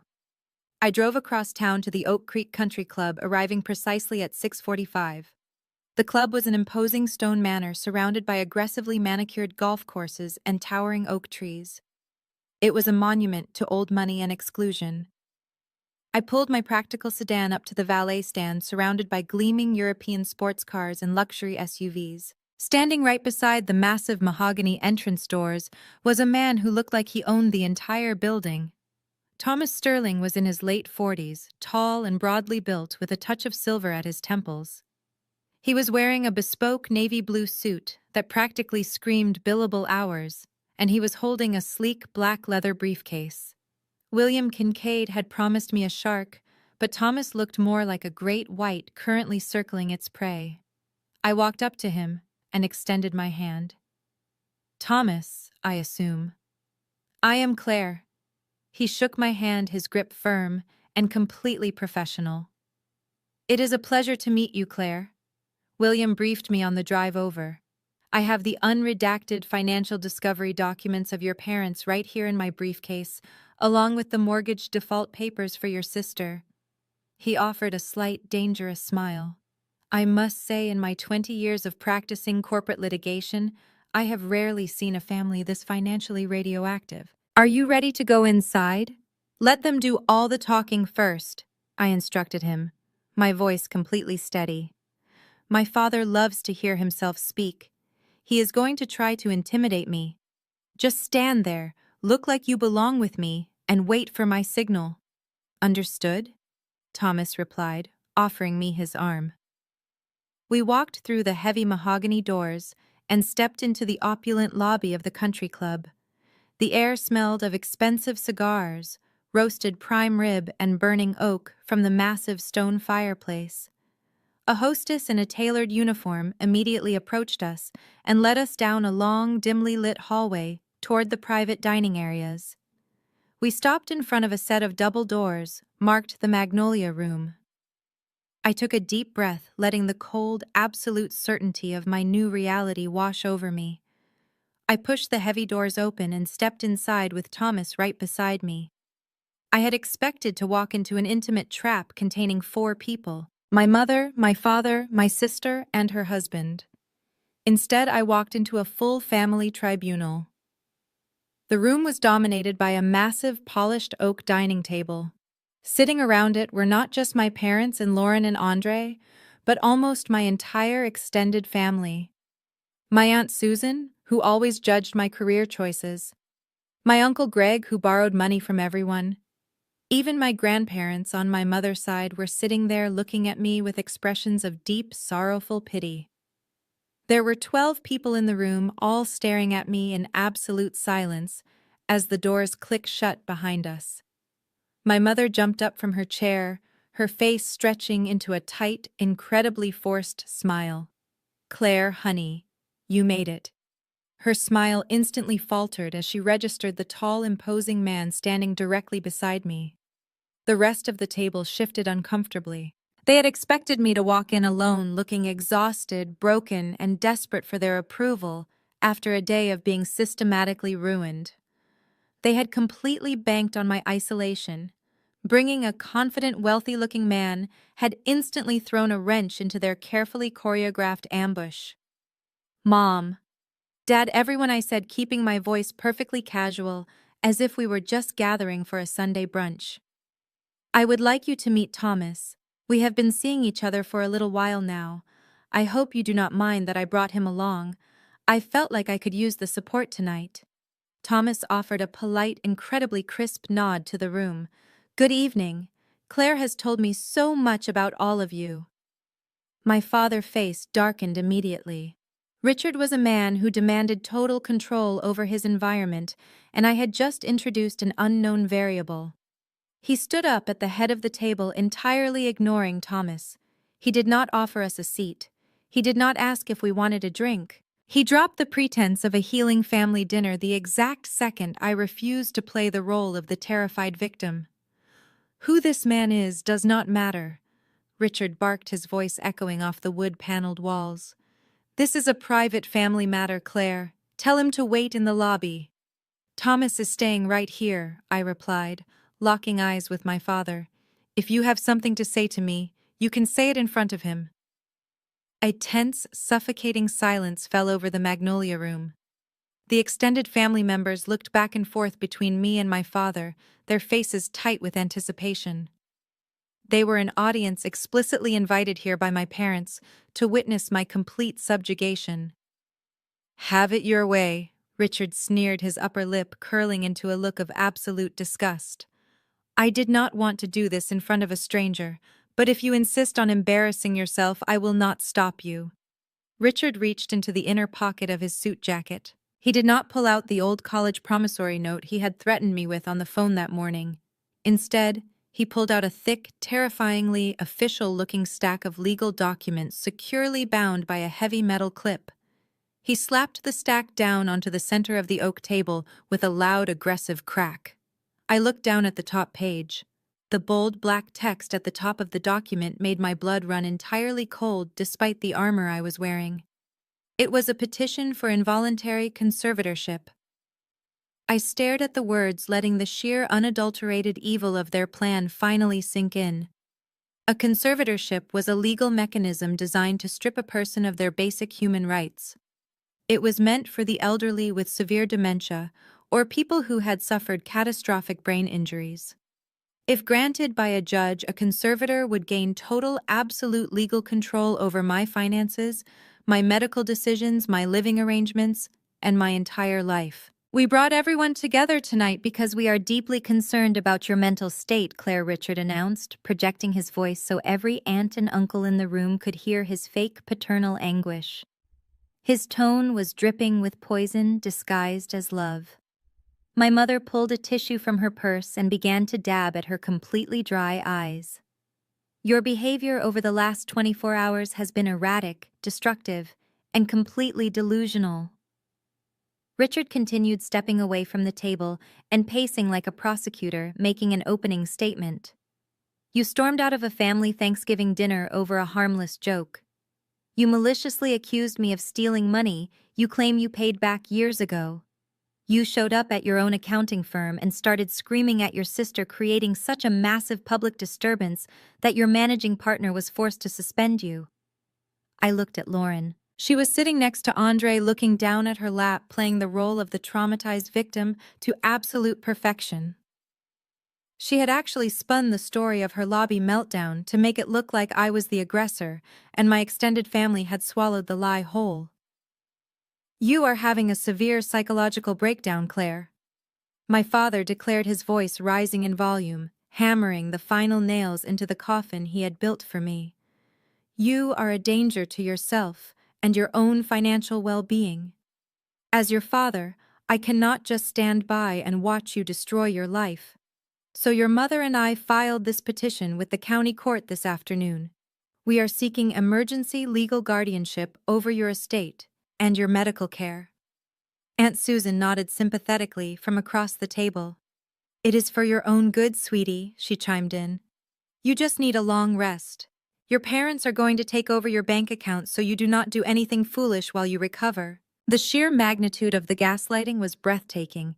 They were not just trying to steal my $30,000 savings account to pay off their predatory car loan. They were trying to legally erase my autonomy. They wanted a judge to declare me mentally incompetent so they could freely drain my accounts, take out loans in my name, and use my pristine credit score to salvage their bankrupt, fraudulent lives. And they had invited the entire extended family here to act as character witnesses against me, to testify that I was crazy if I ever tried to fight the petition in court. Richard pointed a thick finger directly at my face. "You are going to sign the consent waiver attached to the back of that document right now, Claire. You are going to surrender control of your accounts to me quietly tonight. If you refuse, we will take this to a judge on Monday morning. We will use your workplace suspension, your frozen bank accounts, and the testimony of everyone in this room to prove you are entirely unhinged. You will be placed in a psychiatric facility for observation, and I will take control of your money anyway." He crossed his arms, staring at me with a look of absolute triumphant certainty. He believed he had perfectly engineered an inescapable trap. He believed he was a master chess player who had just forced me into a brutal checkmate. I did not panic. I did not scream. I slowly turned my head and looked up at Thomas Sterling. He was staring at my father, his expression completely blank, though I could see the predatory gleam shining brightly in his dark eyes. I gave him a single subtle nod. The moment I gave Thomas that single subtle nod, he took a half step back, crossing his arms and leaning casually against the heavy oak door. He was giving them the floor. He knew just as well as I did that the most effective way to destroy a group of liars is to let them finish building their web before you set it on fire. Seeing my apparent silence as a sign of submission, the rest of the family eagerly joined the execution. It was a perfectly choreographed dogpile meant to break whatever remaining willpower I had left. Aunt Susan was the first to speak. She leaned across the table, her face twisted into a mask of aggressive, condescending pity. "Claire, you need to listen to your father," she said, her voice dripping with fake concern. "We have all seen the signs. You have always been so isolated, so obsessed with your little spreadsheets and your practical life. It is not healthy." When Patricia called me this afternoon and told me you had a complete mental breakdown in your office lobby and tried to steal from your own parents, I was heartbroken but not entirely surprised. "You need serious psychiatric help." Uncle Greg immediately chimed in. He was a man who had famously borrowed $50,000 from my grandparents and never paid a single dime back, yet he now felt entirely qualified to judge my financial morality. "Stealing from your parents' retirement fund is a new low, Claire," he declared, shaking his head in disgust. "After everything they have done for you, after they paid for your college and put a roof over your head. Handing over your accounts is the absolute least you can do to make amends. It is time to grow up and take responsibility for your sickness." One by one, the extended family took their turns tearing me down. They recited the exact script my parents had fed them. I was greedy. I was unhinged. I was a bitter, jealous spinster who could not handle the fact that my younger sister had a perfect, successful life. They used my independence as proof of my isolation and my practical nature as proof of my supposed mental illness. And then came the grand finale. Lauren slowly stood up from her chair. She reached for a linen napkin and dabbed at her eyes, projecting the image of a deeply traumatized but endlessly forgiving sister. She walked around the table and stood right next to my father, looking at me with wide, watery eyes. "This has been the hardest day of my life, Claire." Lauren began, her voice quivering with expertly practiced emotion. "When you attacked me in your lobby today, when you screamed those horrible lies about my marriage and tried to ruin Andre's reputation, I was terrified of you. But I'm not angry anymore. I am just sad. I see now that you are deeply unwell." She placed a gentle, comforting hand on my father's shoulder. "Dad and Mom are simply too exhausted to handle your finances on top of everything else," Lauren continued softly. "So I have decided to step up. I spoke with Dad's attorney this afternoon. I have volunteered to be the primary executor of your conservatorship." I stared at her, genuinely astounded by the depths of her depravity. "It is going to be a massive burden." Lauren sighed, looking around the room to ensure everyone was admiring her incredible sacrifice. "I will have to monitor your daily spending, manage your bank accounts, and make sure your bills are paid while you seek residential psychiatric treatment. But I am willing to take on that heavy responsibility. Because despite how cruel you have been to me, you are still my big sister, and I am going to save you from yourself." Andre nodded solemnly from his seat. "She has a heart of gold," he announced to the room. "Lauren is willing to put her own life on hold to manage Claire's estate. You should be thanking her on your knees, Claire. Sign the paper." I looked around the room. 12 pairs of eyes were locked onto me, waiting for me to break. They expected tears. They expected me to grab a pen, sign my life away, and surrender my $30,000 savings account to a sister who was secretly months behind on her own mortgage. They had built an absolute masterpiece of manipulation. I let the silence hang in the air for 10 full seconds. "Is that everyone?" I asked, my voice cutting through the heavy atmosphere like a blade. "Does anyone else have any medical diagnoses or financial advice they would like to share before we conclude this portion of the evening?" Aunt Susan scoffed, rolling her eyes. "Do not use that sarcastic tone with us, Claire." I ignored her completely. I turned my head and looked up at the man standing beside me. Thomas, I said calmly. I believe it is your turn. Thomas Sterling pushed himself off the oak door. He took 2 steps forward, instantly commanding the gravity of the entire room. The polite, supportive boyfriend persona vanished in a fraction of a second. He stood tall, adjusting the cuffs of his bespoke suit, and looked directly down the length of the table at my father. My name is Thomas Sterling, he announced, his voice a deep, resonant baritone that carried absolute authority. I am a senior litigation partner at Vanguard and Hayes. The color instantly drained from my father's face. Vanguard and Hayes was not a local suburban law practice. It was the most ruthless, expensive corporate law firm in the state. Richard knew exactly who they were, and he knew they did not do family law, and they certainly did not represent broke, unhinged women. Thomas stepped up to the table and dropped his black leather briefcase onto the polished oak surface. The heavy thud echoed through the silent room. He snapped the brass latches open and pulled out the thick binder of unredacted financial discovery documents. I am not Claire's boyfriend. Thomas continued, his eyes locking onto my father like a predator pinning its prey.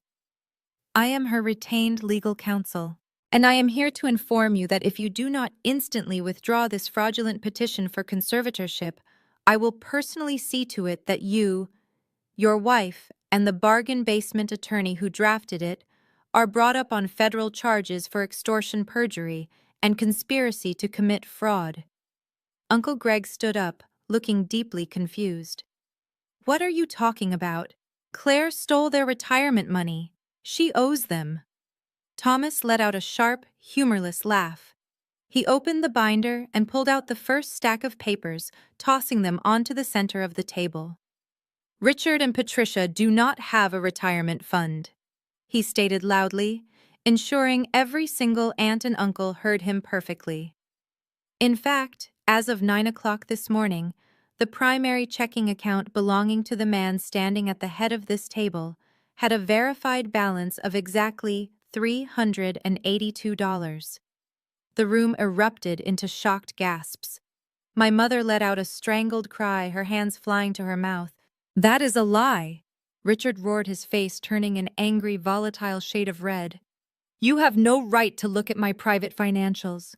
You made them public record when your incompetent lawyer attached them to your frivolous injunction this morning. Thomas shot back, his voice easily overpowering my father's shouting. He pulled out another stack of papers and slapped them down. Let us talk about why you are actually trying to seize your daughter's bank accounts tonight. It is not because she is mentally unfit. It is because you are functionally bankrupt. You are currently carrying $1.2 million in toxic high-interest debt. You have secretly refinanced this sprawling house 4 separate times to the point where you owe $300,000 more than the property is actually worth. Aunt Susan gasped, looking at Patricia in absolute horror. Patty, what is he talking about? He is talking about a masterclass in financial deception, Thomas answered for her. He pulled out the final document, holding it up so everyone could see the bold, predatory lending logo at the top. Last night, Richard gifted his youngest daughter an $80,000 Lexus. He claimed it was a reward for her perfection. But the truth is, Richard's credit score is completely destroyed. He could not get a traditional auto loan. So he went to a predatory title lender and financed that vehicle at 29% interest. Thomas tossed the contract directly in front of Uncle Greg. They bought that car fully intending to extort Claire's $30,000 life savings to pay off the exorbitant loan, Thomas explained, his tone laced with absolute disgust. They fabricated a fake college debt. They tried to get Claire fired from her job.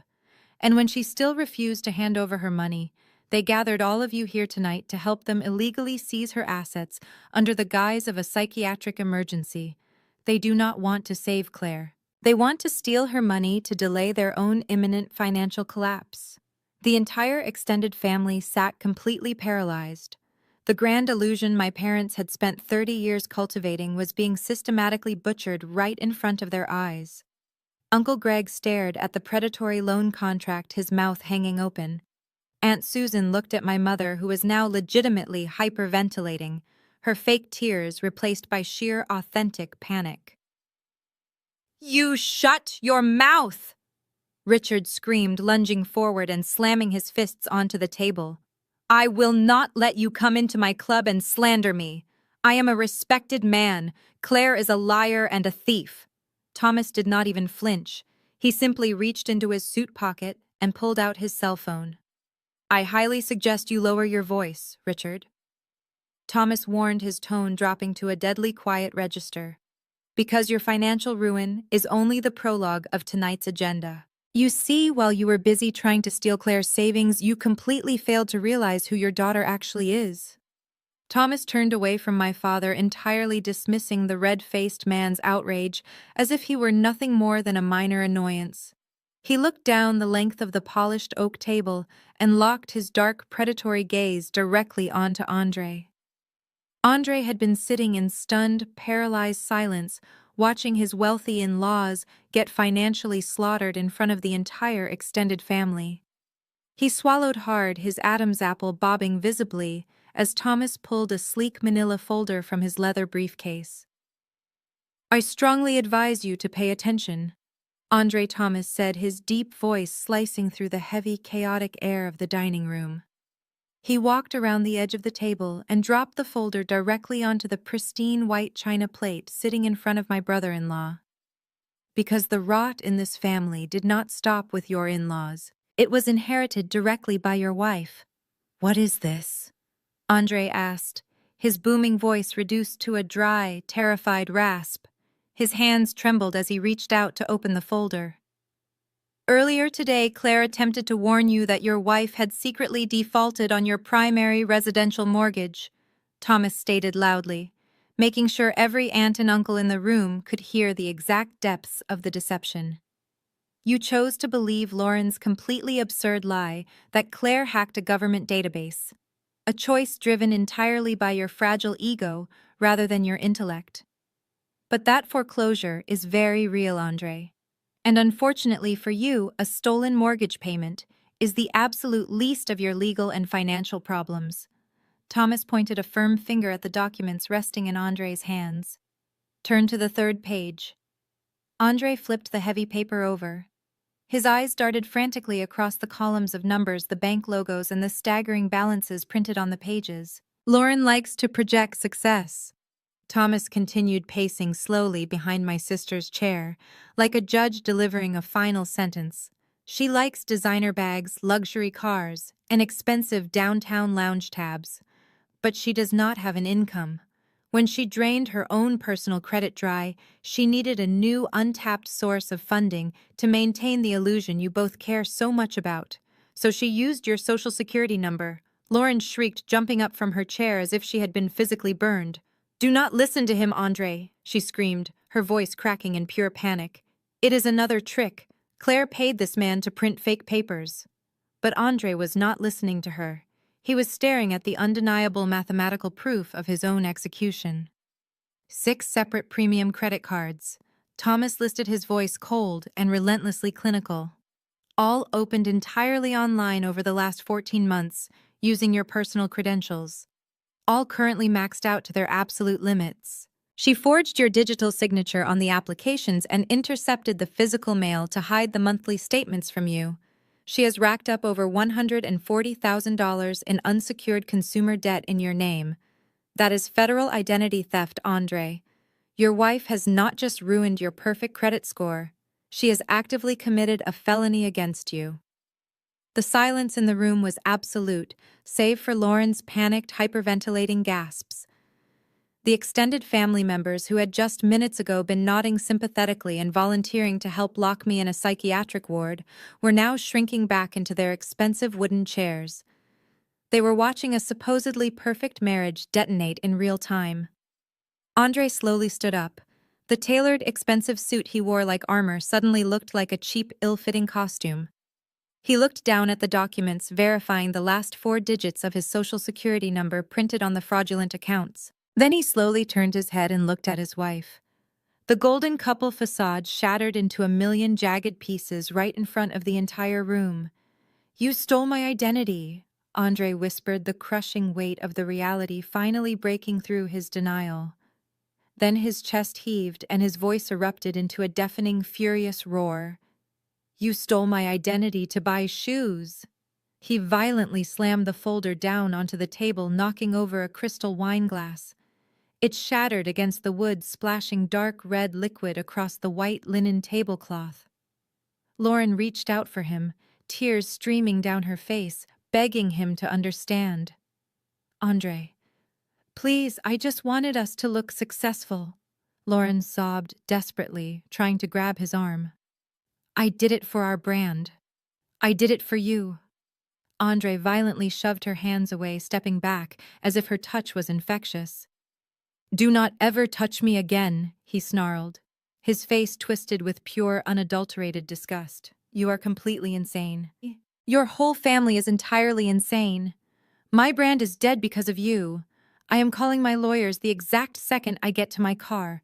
We are getting a divorce, Lauren, and if the bank comes after me for a single dime of that stolen money, I swear to God I will press criminal charges and send you to federal prison myself. Andre did not look back. He turned on his heel, kicked his heavy wooden chair out of the way, and stormed out of the Magnolia Room. The heavy oak doors slammed shut behind him with the finality of a gunshot. Lauren collapsed onto the floor, wailing uncontrollably, clutching the edge of the tablecloth. My mother rushed to her side, falling to her knees to comfort her golden child. But Lauren aggressively pushed Patricia away, screaming that this was all their fault for making her feel like she had to be perfect. The room descended into absolute, irreversible chaos. Aunts and uncles were whispering furiously to one another, sliding their chairs back, desperately wanting to distance themselves from the toxic, radioactive fallout of my parents' lives. My father stood at the head of the table, watching his youngest daughter sobbing on the carpet. His entire empire of lies, his projected wealth, and his absolute control had been reduced to ash in a matter of minutes. He had brought everyone here to watch me break. He had planned to parade my supposed mental illness in front of the family and steal my life savings. Instead, he was the one standing in the center of the smoking wreckage. He completely snapped. Richard let out a guttural, furious roar. He lunged across the polished oak table, his hands grasping wildly in my direction, knocking over water pitchers and silver platters. Thomas stepped smoothly in front of me, planting a heavy, unmoving hand squarely on my father's chest and shoving him violently back into his chair. "You did this!" Richard screamed, spitting with unhinged rage. He pointed a trembling, accusatory finger at me from across the table, his eyes wild and completely desperate. "You brought this corporate attack dog in here to humiliate us. You think you won, Claire? You think exposing our debts changes anything about your pathetic, miserable life?" He was breathing heavily, his chest heaving under his suit. He gripped the edge of the table, his knuckles turning stark white. His face contorted into a mask of pure, concentrated hatred. "You are a monster," Richard yelled, his voice echoing off the walls. "You just tore your own sister's marriage apart. But you are still a complete loser. You have absolutely nothing. Your boss fired you today. Your bank accounts are frozen solid. You cannot even afford to buy your own groceries right now, let alone pay this fancy lawyer's hourly rate. When Monday morning comes, you are still going to be a broke, unemployed spinster begging me to lift that injunction. You have nothing." I stood perfectly still. I did not flinch when he lunged, and I did not shrink away when he screamed his final desperate insults. The frightened, practical daughter who had walked out into the rain on Thanksgiving night was entirely gone. I simply looked at the broken, bankrupt man who had tormented me for 35 years, and I smiled. I stood perfectly still, letting his frantic insults echo off the heavy wood-paneled walls of the Magnolia Room. My father was breathing heavily, his chest heaving under his suit, waiting for the devastating impact of his words to finally break me. He desperately needed me to cry.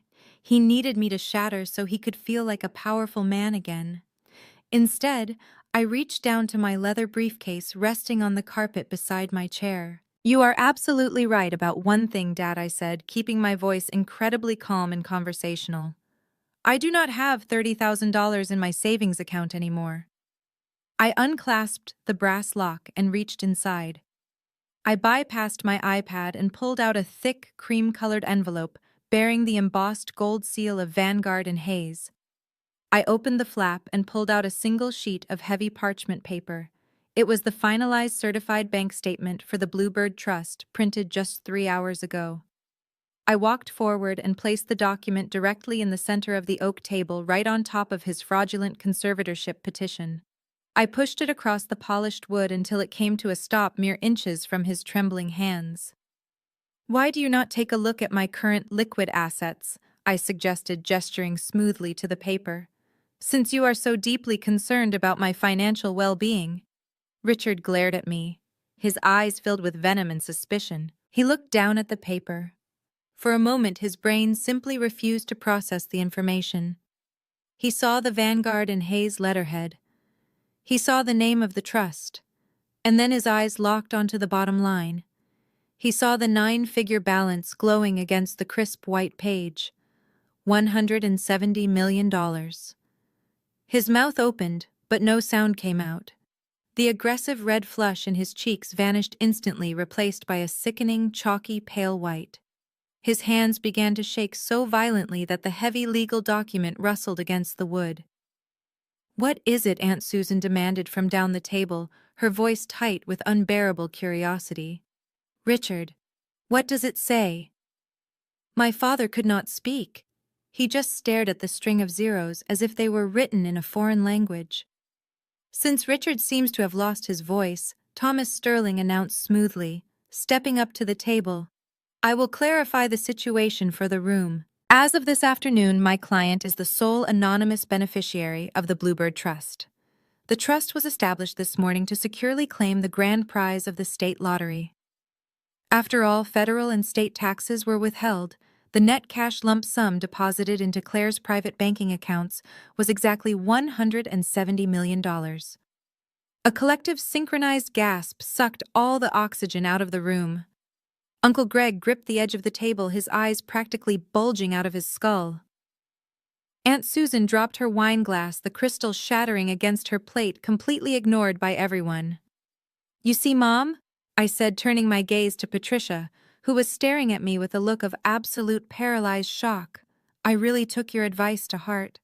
You told me that after spending $80,000 on a car Lauren could not even afford, the family was on a strict budget. You tossed a crumpled $2 gas station scratch-off ticket at my face to remind me that I was a practical, boring afterthought.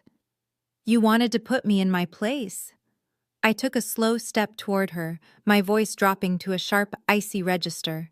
"But you did not realize the ticket was a jackpot winner. You handed me the ultimate weapon wrapped in an insult. The entire reason you have been desperately attacking me all day, the reason you tried to get me fired and freeze my accounts, was to steal $30,000 to save yourselves from bankruptcy. And the bitter, hilarious irony is that if you had just treated me like a human being last night, if you had not tried to humiliate me, I probably would have used my new wealth to pay off all your debts by noon today. I would have bought you a new house. I would have set you up for life." The weight of my words hit the room like a physical shockwave. The absolute magnitude of their mistake finally crashed down upon them. They had literally thrown away $170 million just to make a cruel joke. The arrogant sneers completely vanished from the faces of my extended family. The people who had spent the last 20 minutes calling me a delusional monster suddenly realized they were sitting across the table from a woman who possessed more wealth than their entire bloodline combined. Lauren was the first to completely change her strategy. She stopped crying over her husband abandoning her.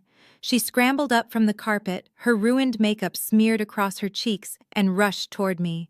She threw her hands out, her voice pitching into a desperate, pleading whine.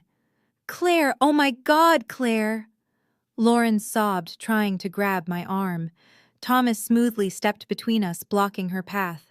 Lauren did not care. She leaned around him, staring at me with wild dollar-sign-filled eyes. "I am so sorry. I was just so stressed about Andre and the mortgage. You know I love you, right? You are my big sister. I never wanted to do this conservatorship thing. Dad made me do it. He forced me to go along with it. Please, Claire, you have to help me." Andre is going to leave me with absolutely nothing.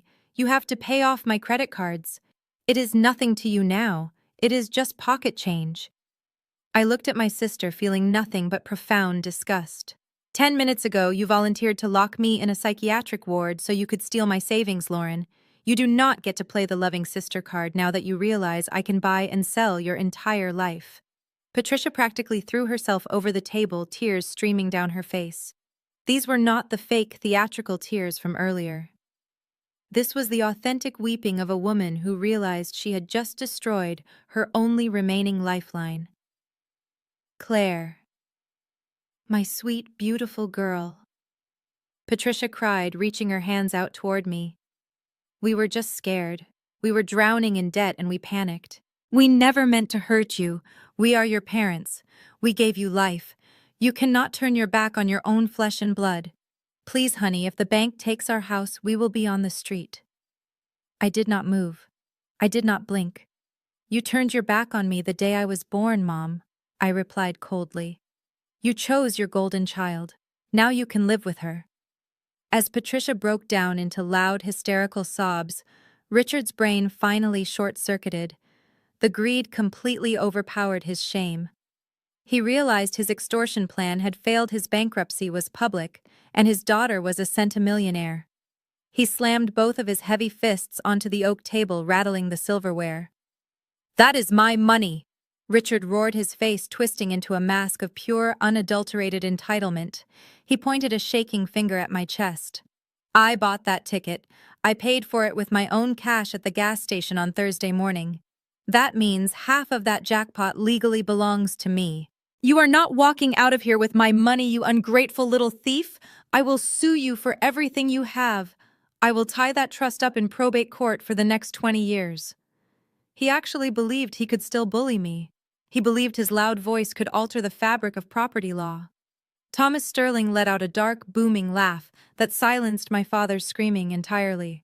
Thomas stepped forward casually, buttoning his suit jacket, looking at Richard as if he were a particularly slow child. You are welcome to try. Richard, Thomas said, his voice dripping with absolute legal authority. But before you waste whatever pennies you have left on a retainer, let me give you a free lesson in property law. A lottery ticket is classified as a bearer instrument. The moment your wife physically handed that ticket to Claire across the Thanksgiving dinner table, it constituted a legally binding transfer of a gift. There was no verbal contract. There was no condition of shared winnings. It was a completed transaction. Thomas leaned over the table, staring directly into my father's terrified eyes. Furthermore, you cannot touch the Bluebird Trust. It is a fully insulated, anonymous corporate entity, backed by the most aggressive litigation department on the East Coast. If you attempt to file a lawsuit claiming ownership of that ticket, I will personally file an immediate countersuit for malicious prosecution, intentional infliction of emotional distress, and extortion. I will drag your predatory loans, your forged financial documents, and your fraudulent conservatorship petition in front of a federal judge. I will not just bankrupt you, Richard. I will ensure you spend the rest of your natural life in a federal penitentiary. My father collapsed backward into his chair. The fight completely drained out of him. He looked like a deflated balloon. The big, powerful patriarch was gone, replaced by a broke, terrified old man, staring at the consequences of his own cruelty. The silence in the room was absolute. No one dared to speak. Aunt Susan and Uncle Greg were staring at the tablecloth, desperately trying to become invisible. Lauren was curled up on the floor, weeping into her hands. Patricia was rocking back and forth in her chair, murmuring my name like a prayer I would never answer. They had brought me here to strip me of my power, my money, and my sanity.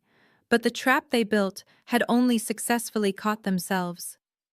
The trap they built had only successfully caught themselves. I watched the realization settle over the room. The absolute silence was a stark contrast to the screaming and bullying that had defined my entire existence in this family. For the first time in 35 years, my father was not the loudest person in the room. He was just a pathetic, aging man who had gambled his entire life on a lie and lost. But a financial auditor does not leave a job half-finished. I did not come here just to defend myself against their fraudulent conservatorship petition.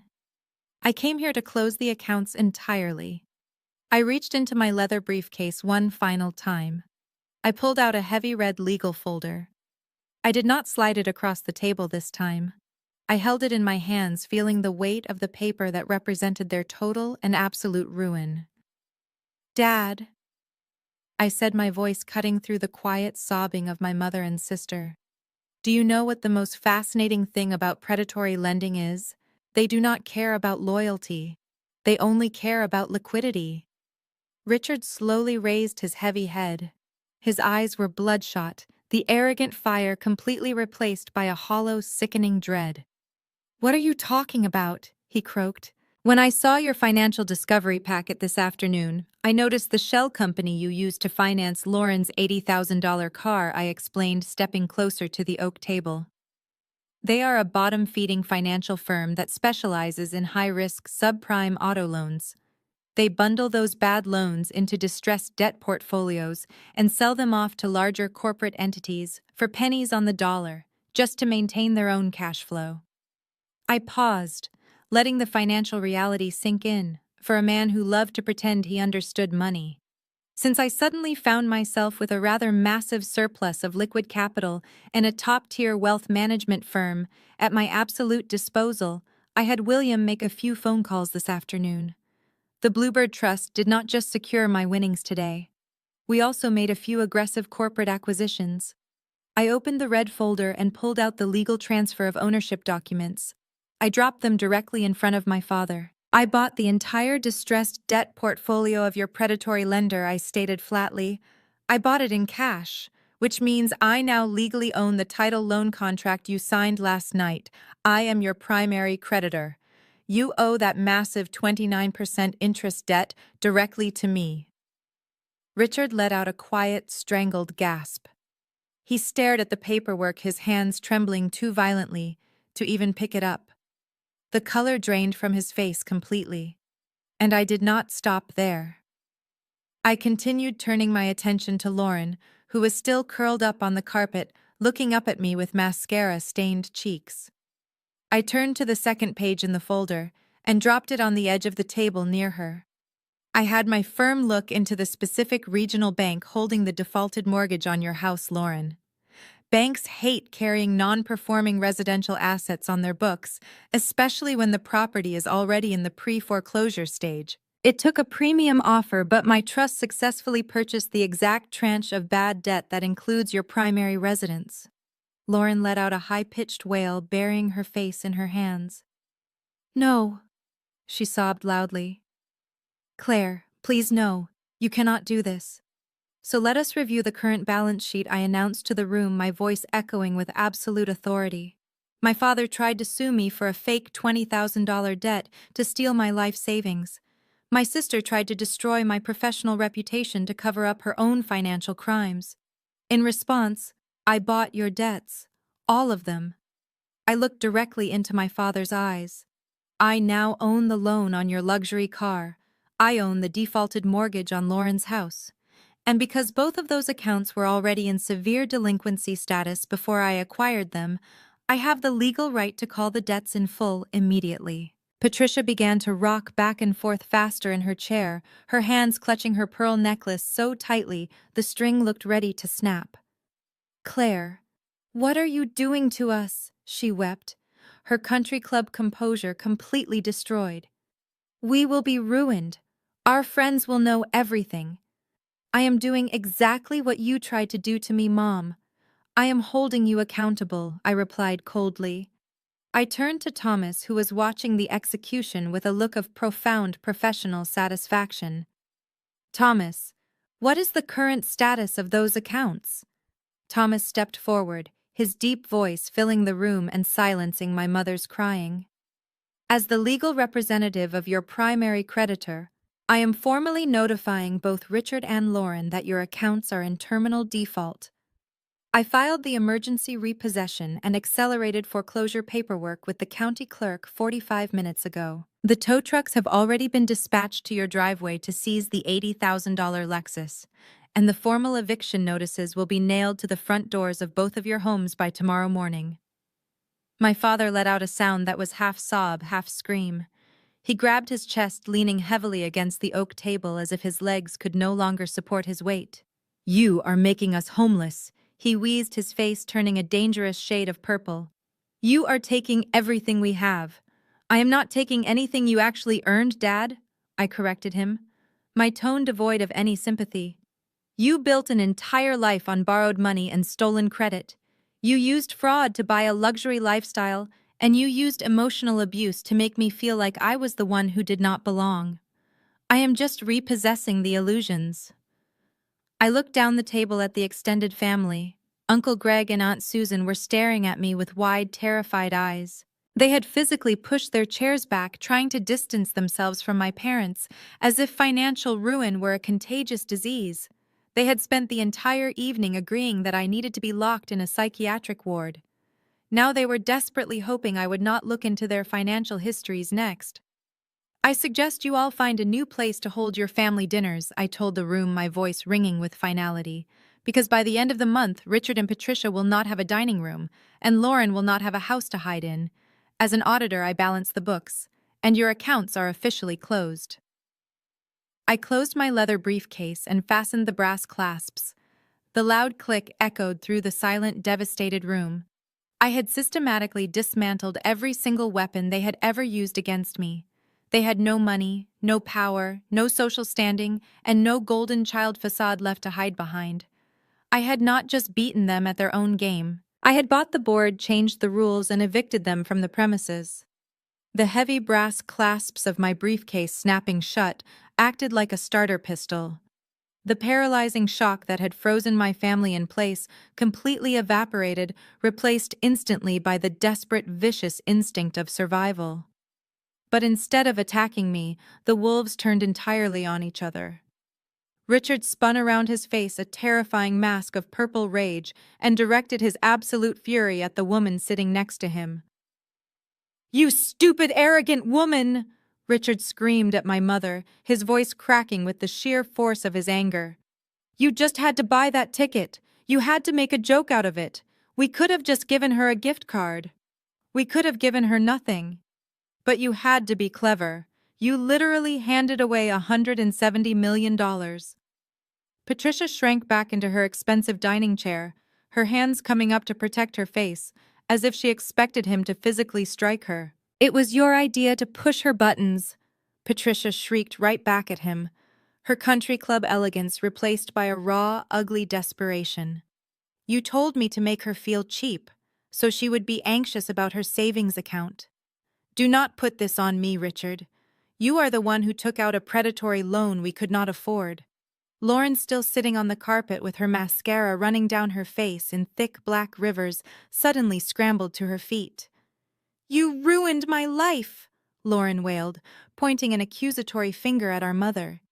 "If you had just asked Claire for the money, normally she would have paid off my credit cards. But you had to be a monster to her. You made Andre leave me," Patricia snapped. The mother, who had spent 3 decades coddling her golden child, treating Lauren like a fragile piece of fine china, suddenly lunged forward. Patricia raised her hand and slapped Lauren directly across the face. The sharp, violent smack echoed through the Magnolia room, followed by a stunned, horrifying silence. "You ungrateful brat!" Patricia hissed, her chest heaving as she stood over her favorite daughter. "We bankrupted ourselves trying to give you a perfect life. We bought you a luxury car while you were secretly stealing your husband's money. You are the reason we are losing everything." I stood near the door watching the absolute destruction of the family unit. There was no love in that room. There never had been. Their entire bond was built on shared delusion, financial manipulation, and having me as their designated punching bag. The moment I removed myself from the equation, the moment I stopped absorbing their toxicity, they had no choice but to poison each other. Aunt Susan and Uncle Greg were already inching toward the heavy oak doors, their heads down, desperately trying to slip out of the room before anyone noticed them. They did not say goodbye. They did not offer to help my parents. They just fled like rats abandoning a sinking luxury cruise ship. I could have walked out right then. I could have let the tow trucks hook up the Lexus and let the bank lock the doors on their houses. I could have spent the next 5 years dragging them through civil courts, bleeding them dry with legal fees. But looking at them tearing each other apart, I realized something profound. I did not want their misery. I did not want to spend another single second of my life thinking about Richard, Patricia, or Lauren. I just wanted my peace. Enough, I said. I did not yell, but my voice carried the heavy, undeniable weight of absolute power. The screaming instantly ceased. Richard, Patricia, and Lauren froze, turning to look at me with wide, terrified eyes. They were panting, their faces red and stained with tears, waiting for the executioner to drop the final axe. I am not going to spend the next 5 years sitting in courtrooms with you. I told them, my voice completely devoid of any emotion. I am not going to let you drain my energy or my time. So I am going to offer you a single, non-negotiable exit strategy. I gestured to Thomas. He opened his briefcase one last time and pulled out a stack of pristine white legal documents. He stepped forward and placed 3 separate packets on the edge of the table. Those are ironclad non-disclosure agreements and legally binding restraining orders, I explained. They stipulate that you will never contact me again. Not by phone, not by email, not through third parties. You will never speak my name in public. You will never claim any relation to me or to the Bluebird Trust. You will legally erase yourselves from my existence entirely. Richard stared at the papers, his jaw clenching. And if we sign them? If you sign them right now, I will instruct Thomas to halt the accelerated foreclosures, I said calmly. I will restructure your debts into standard manageable interest rates through my firm. I will not forgive a single penny of what you owe, but I will stop the tow trucks and I will stop the evictions. You will get to keep your deeply indebted houses and your ruined credit scores. You will get to keep exactly the miserable, bankrupt lives you created for yourselves. But you will never, ever have access to me again. They looked at each other. There was no defiance left in their eyes. There was no clever scheme left to hatch. They were entirely broken. They knew that if they refused, they would be sleeping in cheap motels by the end of the week. Richard was the first to move. He picked up the gold pen resting on the table, his hand trembling so badly he could barely hold it steady. He signed his name on the dotted line, legally surrendering his daughter for the illusion of keeping his house. Patricia signed next, her tears splashing onto the parchment paper. Lauren crawled up from the floor, taking the pen from our mother without making eye contact, and signed her own restraining order. Thomas gathered the documents, verifying the signatures before slipping them safely into his briefcase. He looked at me and nodded. The transaction was complete. I did not say goodbye. I did not offer a final dramatic parting word. I simply turned around, pushed the heavy mahogany doors open, and walked out of the country club. I walked through the lobby, out into the cool, crisp night air, and stepped into my practical sedan. As I drove away, leaving the imposing stone manor in my rearview mirror, I felt a weight lift off my chest that I had been carrying since I was a little girl. 6 months later, the air smells entirely different. I am sitting on the expansive teak balcony of my new home, a beautiful modern coastal estate in Southern California.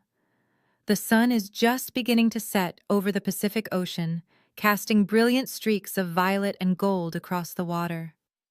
The suffocating, judgmental atmosphere of my old suburban neighborhood feels like a distant, fading nightmare.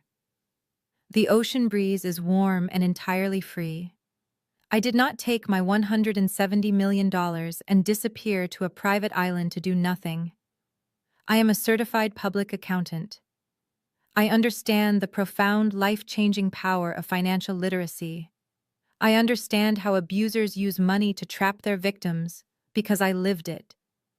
So I used my capital to launch a boutique financial firm exclusively dedicated to helping women escape financial abuse. My team of forensic accountants and aggressive attorneys work tirelessly to uncover hidden assets, repair ruined credit scores, and untangle victims from the predatory debts forced upon them by manipulative spouses and toxic families. We take on the cases that traditional law firms ignore, and we do it entirely pro bono. Every time I watch a woman walk out of our offices with her finances secured and her independence restored, I feel a deep, abiding sense of purpose. Through the strict parameters of my legal team, I receive occasional heavily filtered updates about the people I left behind. The news is always exactly what I expect. Andre finalized his divorce from Lauren 3 months ago. Because of the federal identity theft she committed against him, the judge showed her absolutely no mercy in the settlement. Without my parents able to subsidize her lifestyle, Lauren was forced to take a minimum wage retail job just to pay the minimum balances on her massive credit card debts. As for Richard and Patricia, the restructured loans I offered them were fair, but they were still entirely incapable of living within a budget. Stripped of their ability to use me as a financial life raft, they eventually defaulted on their own. The bank foreclosed on their sprawling colonial house last month. According to Thomas, they are currently renting a tiny 2-bedroom apartment on the outskirts of the city, completely alienated from their country club friends, who abandoned them the moment their bankruptcy became public knowledge. They destroyed themselves. All I did was stop standing in the way of their consequences. I take a sip of my coffee, watching the waves crash gently against the shoreline below my estate. I think back to that Thanksgiving dinner. I think about the crystal glasses, the roasted turkey, and the heavy atmosphere of judgment. They handed me a $2 ticket to remind me I was worthless.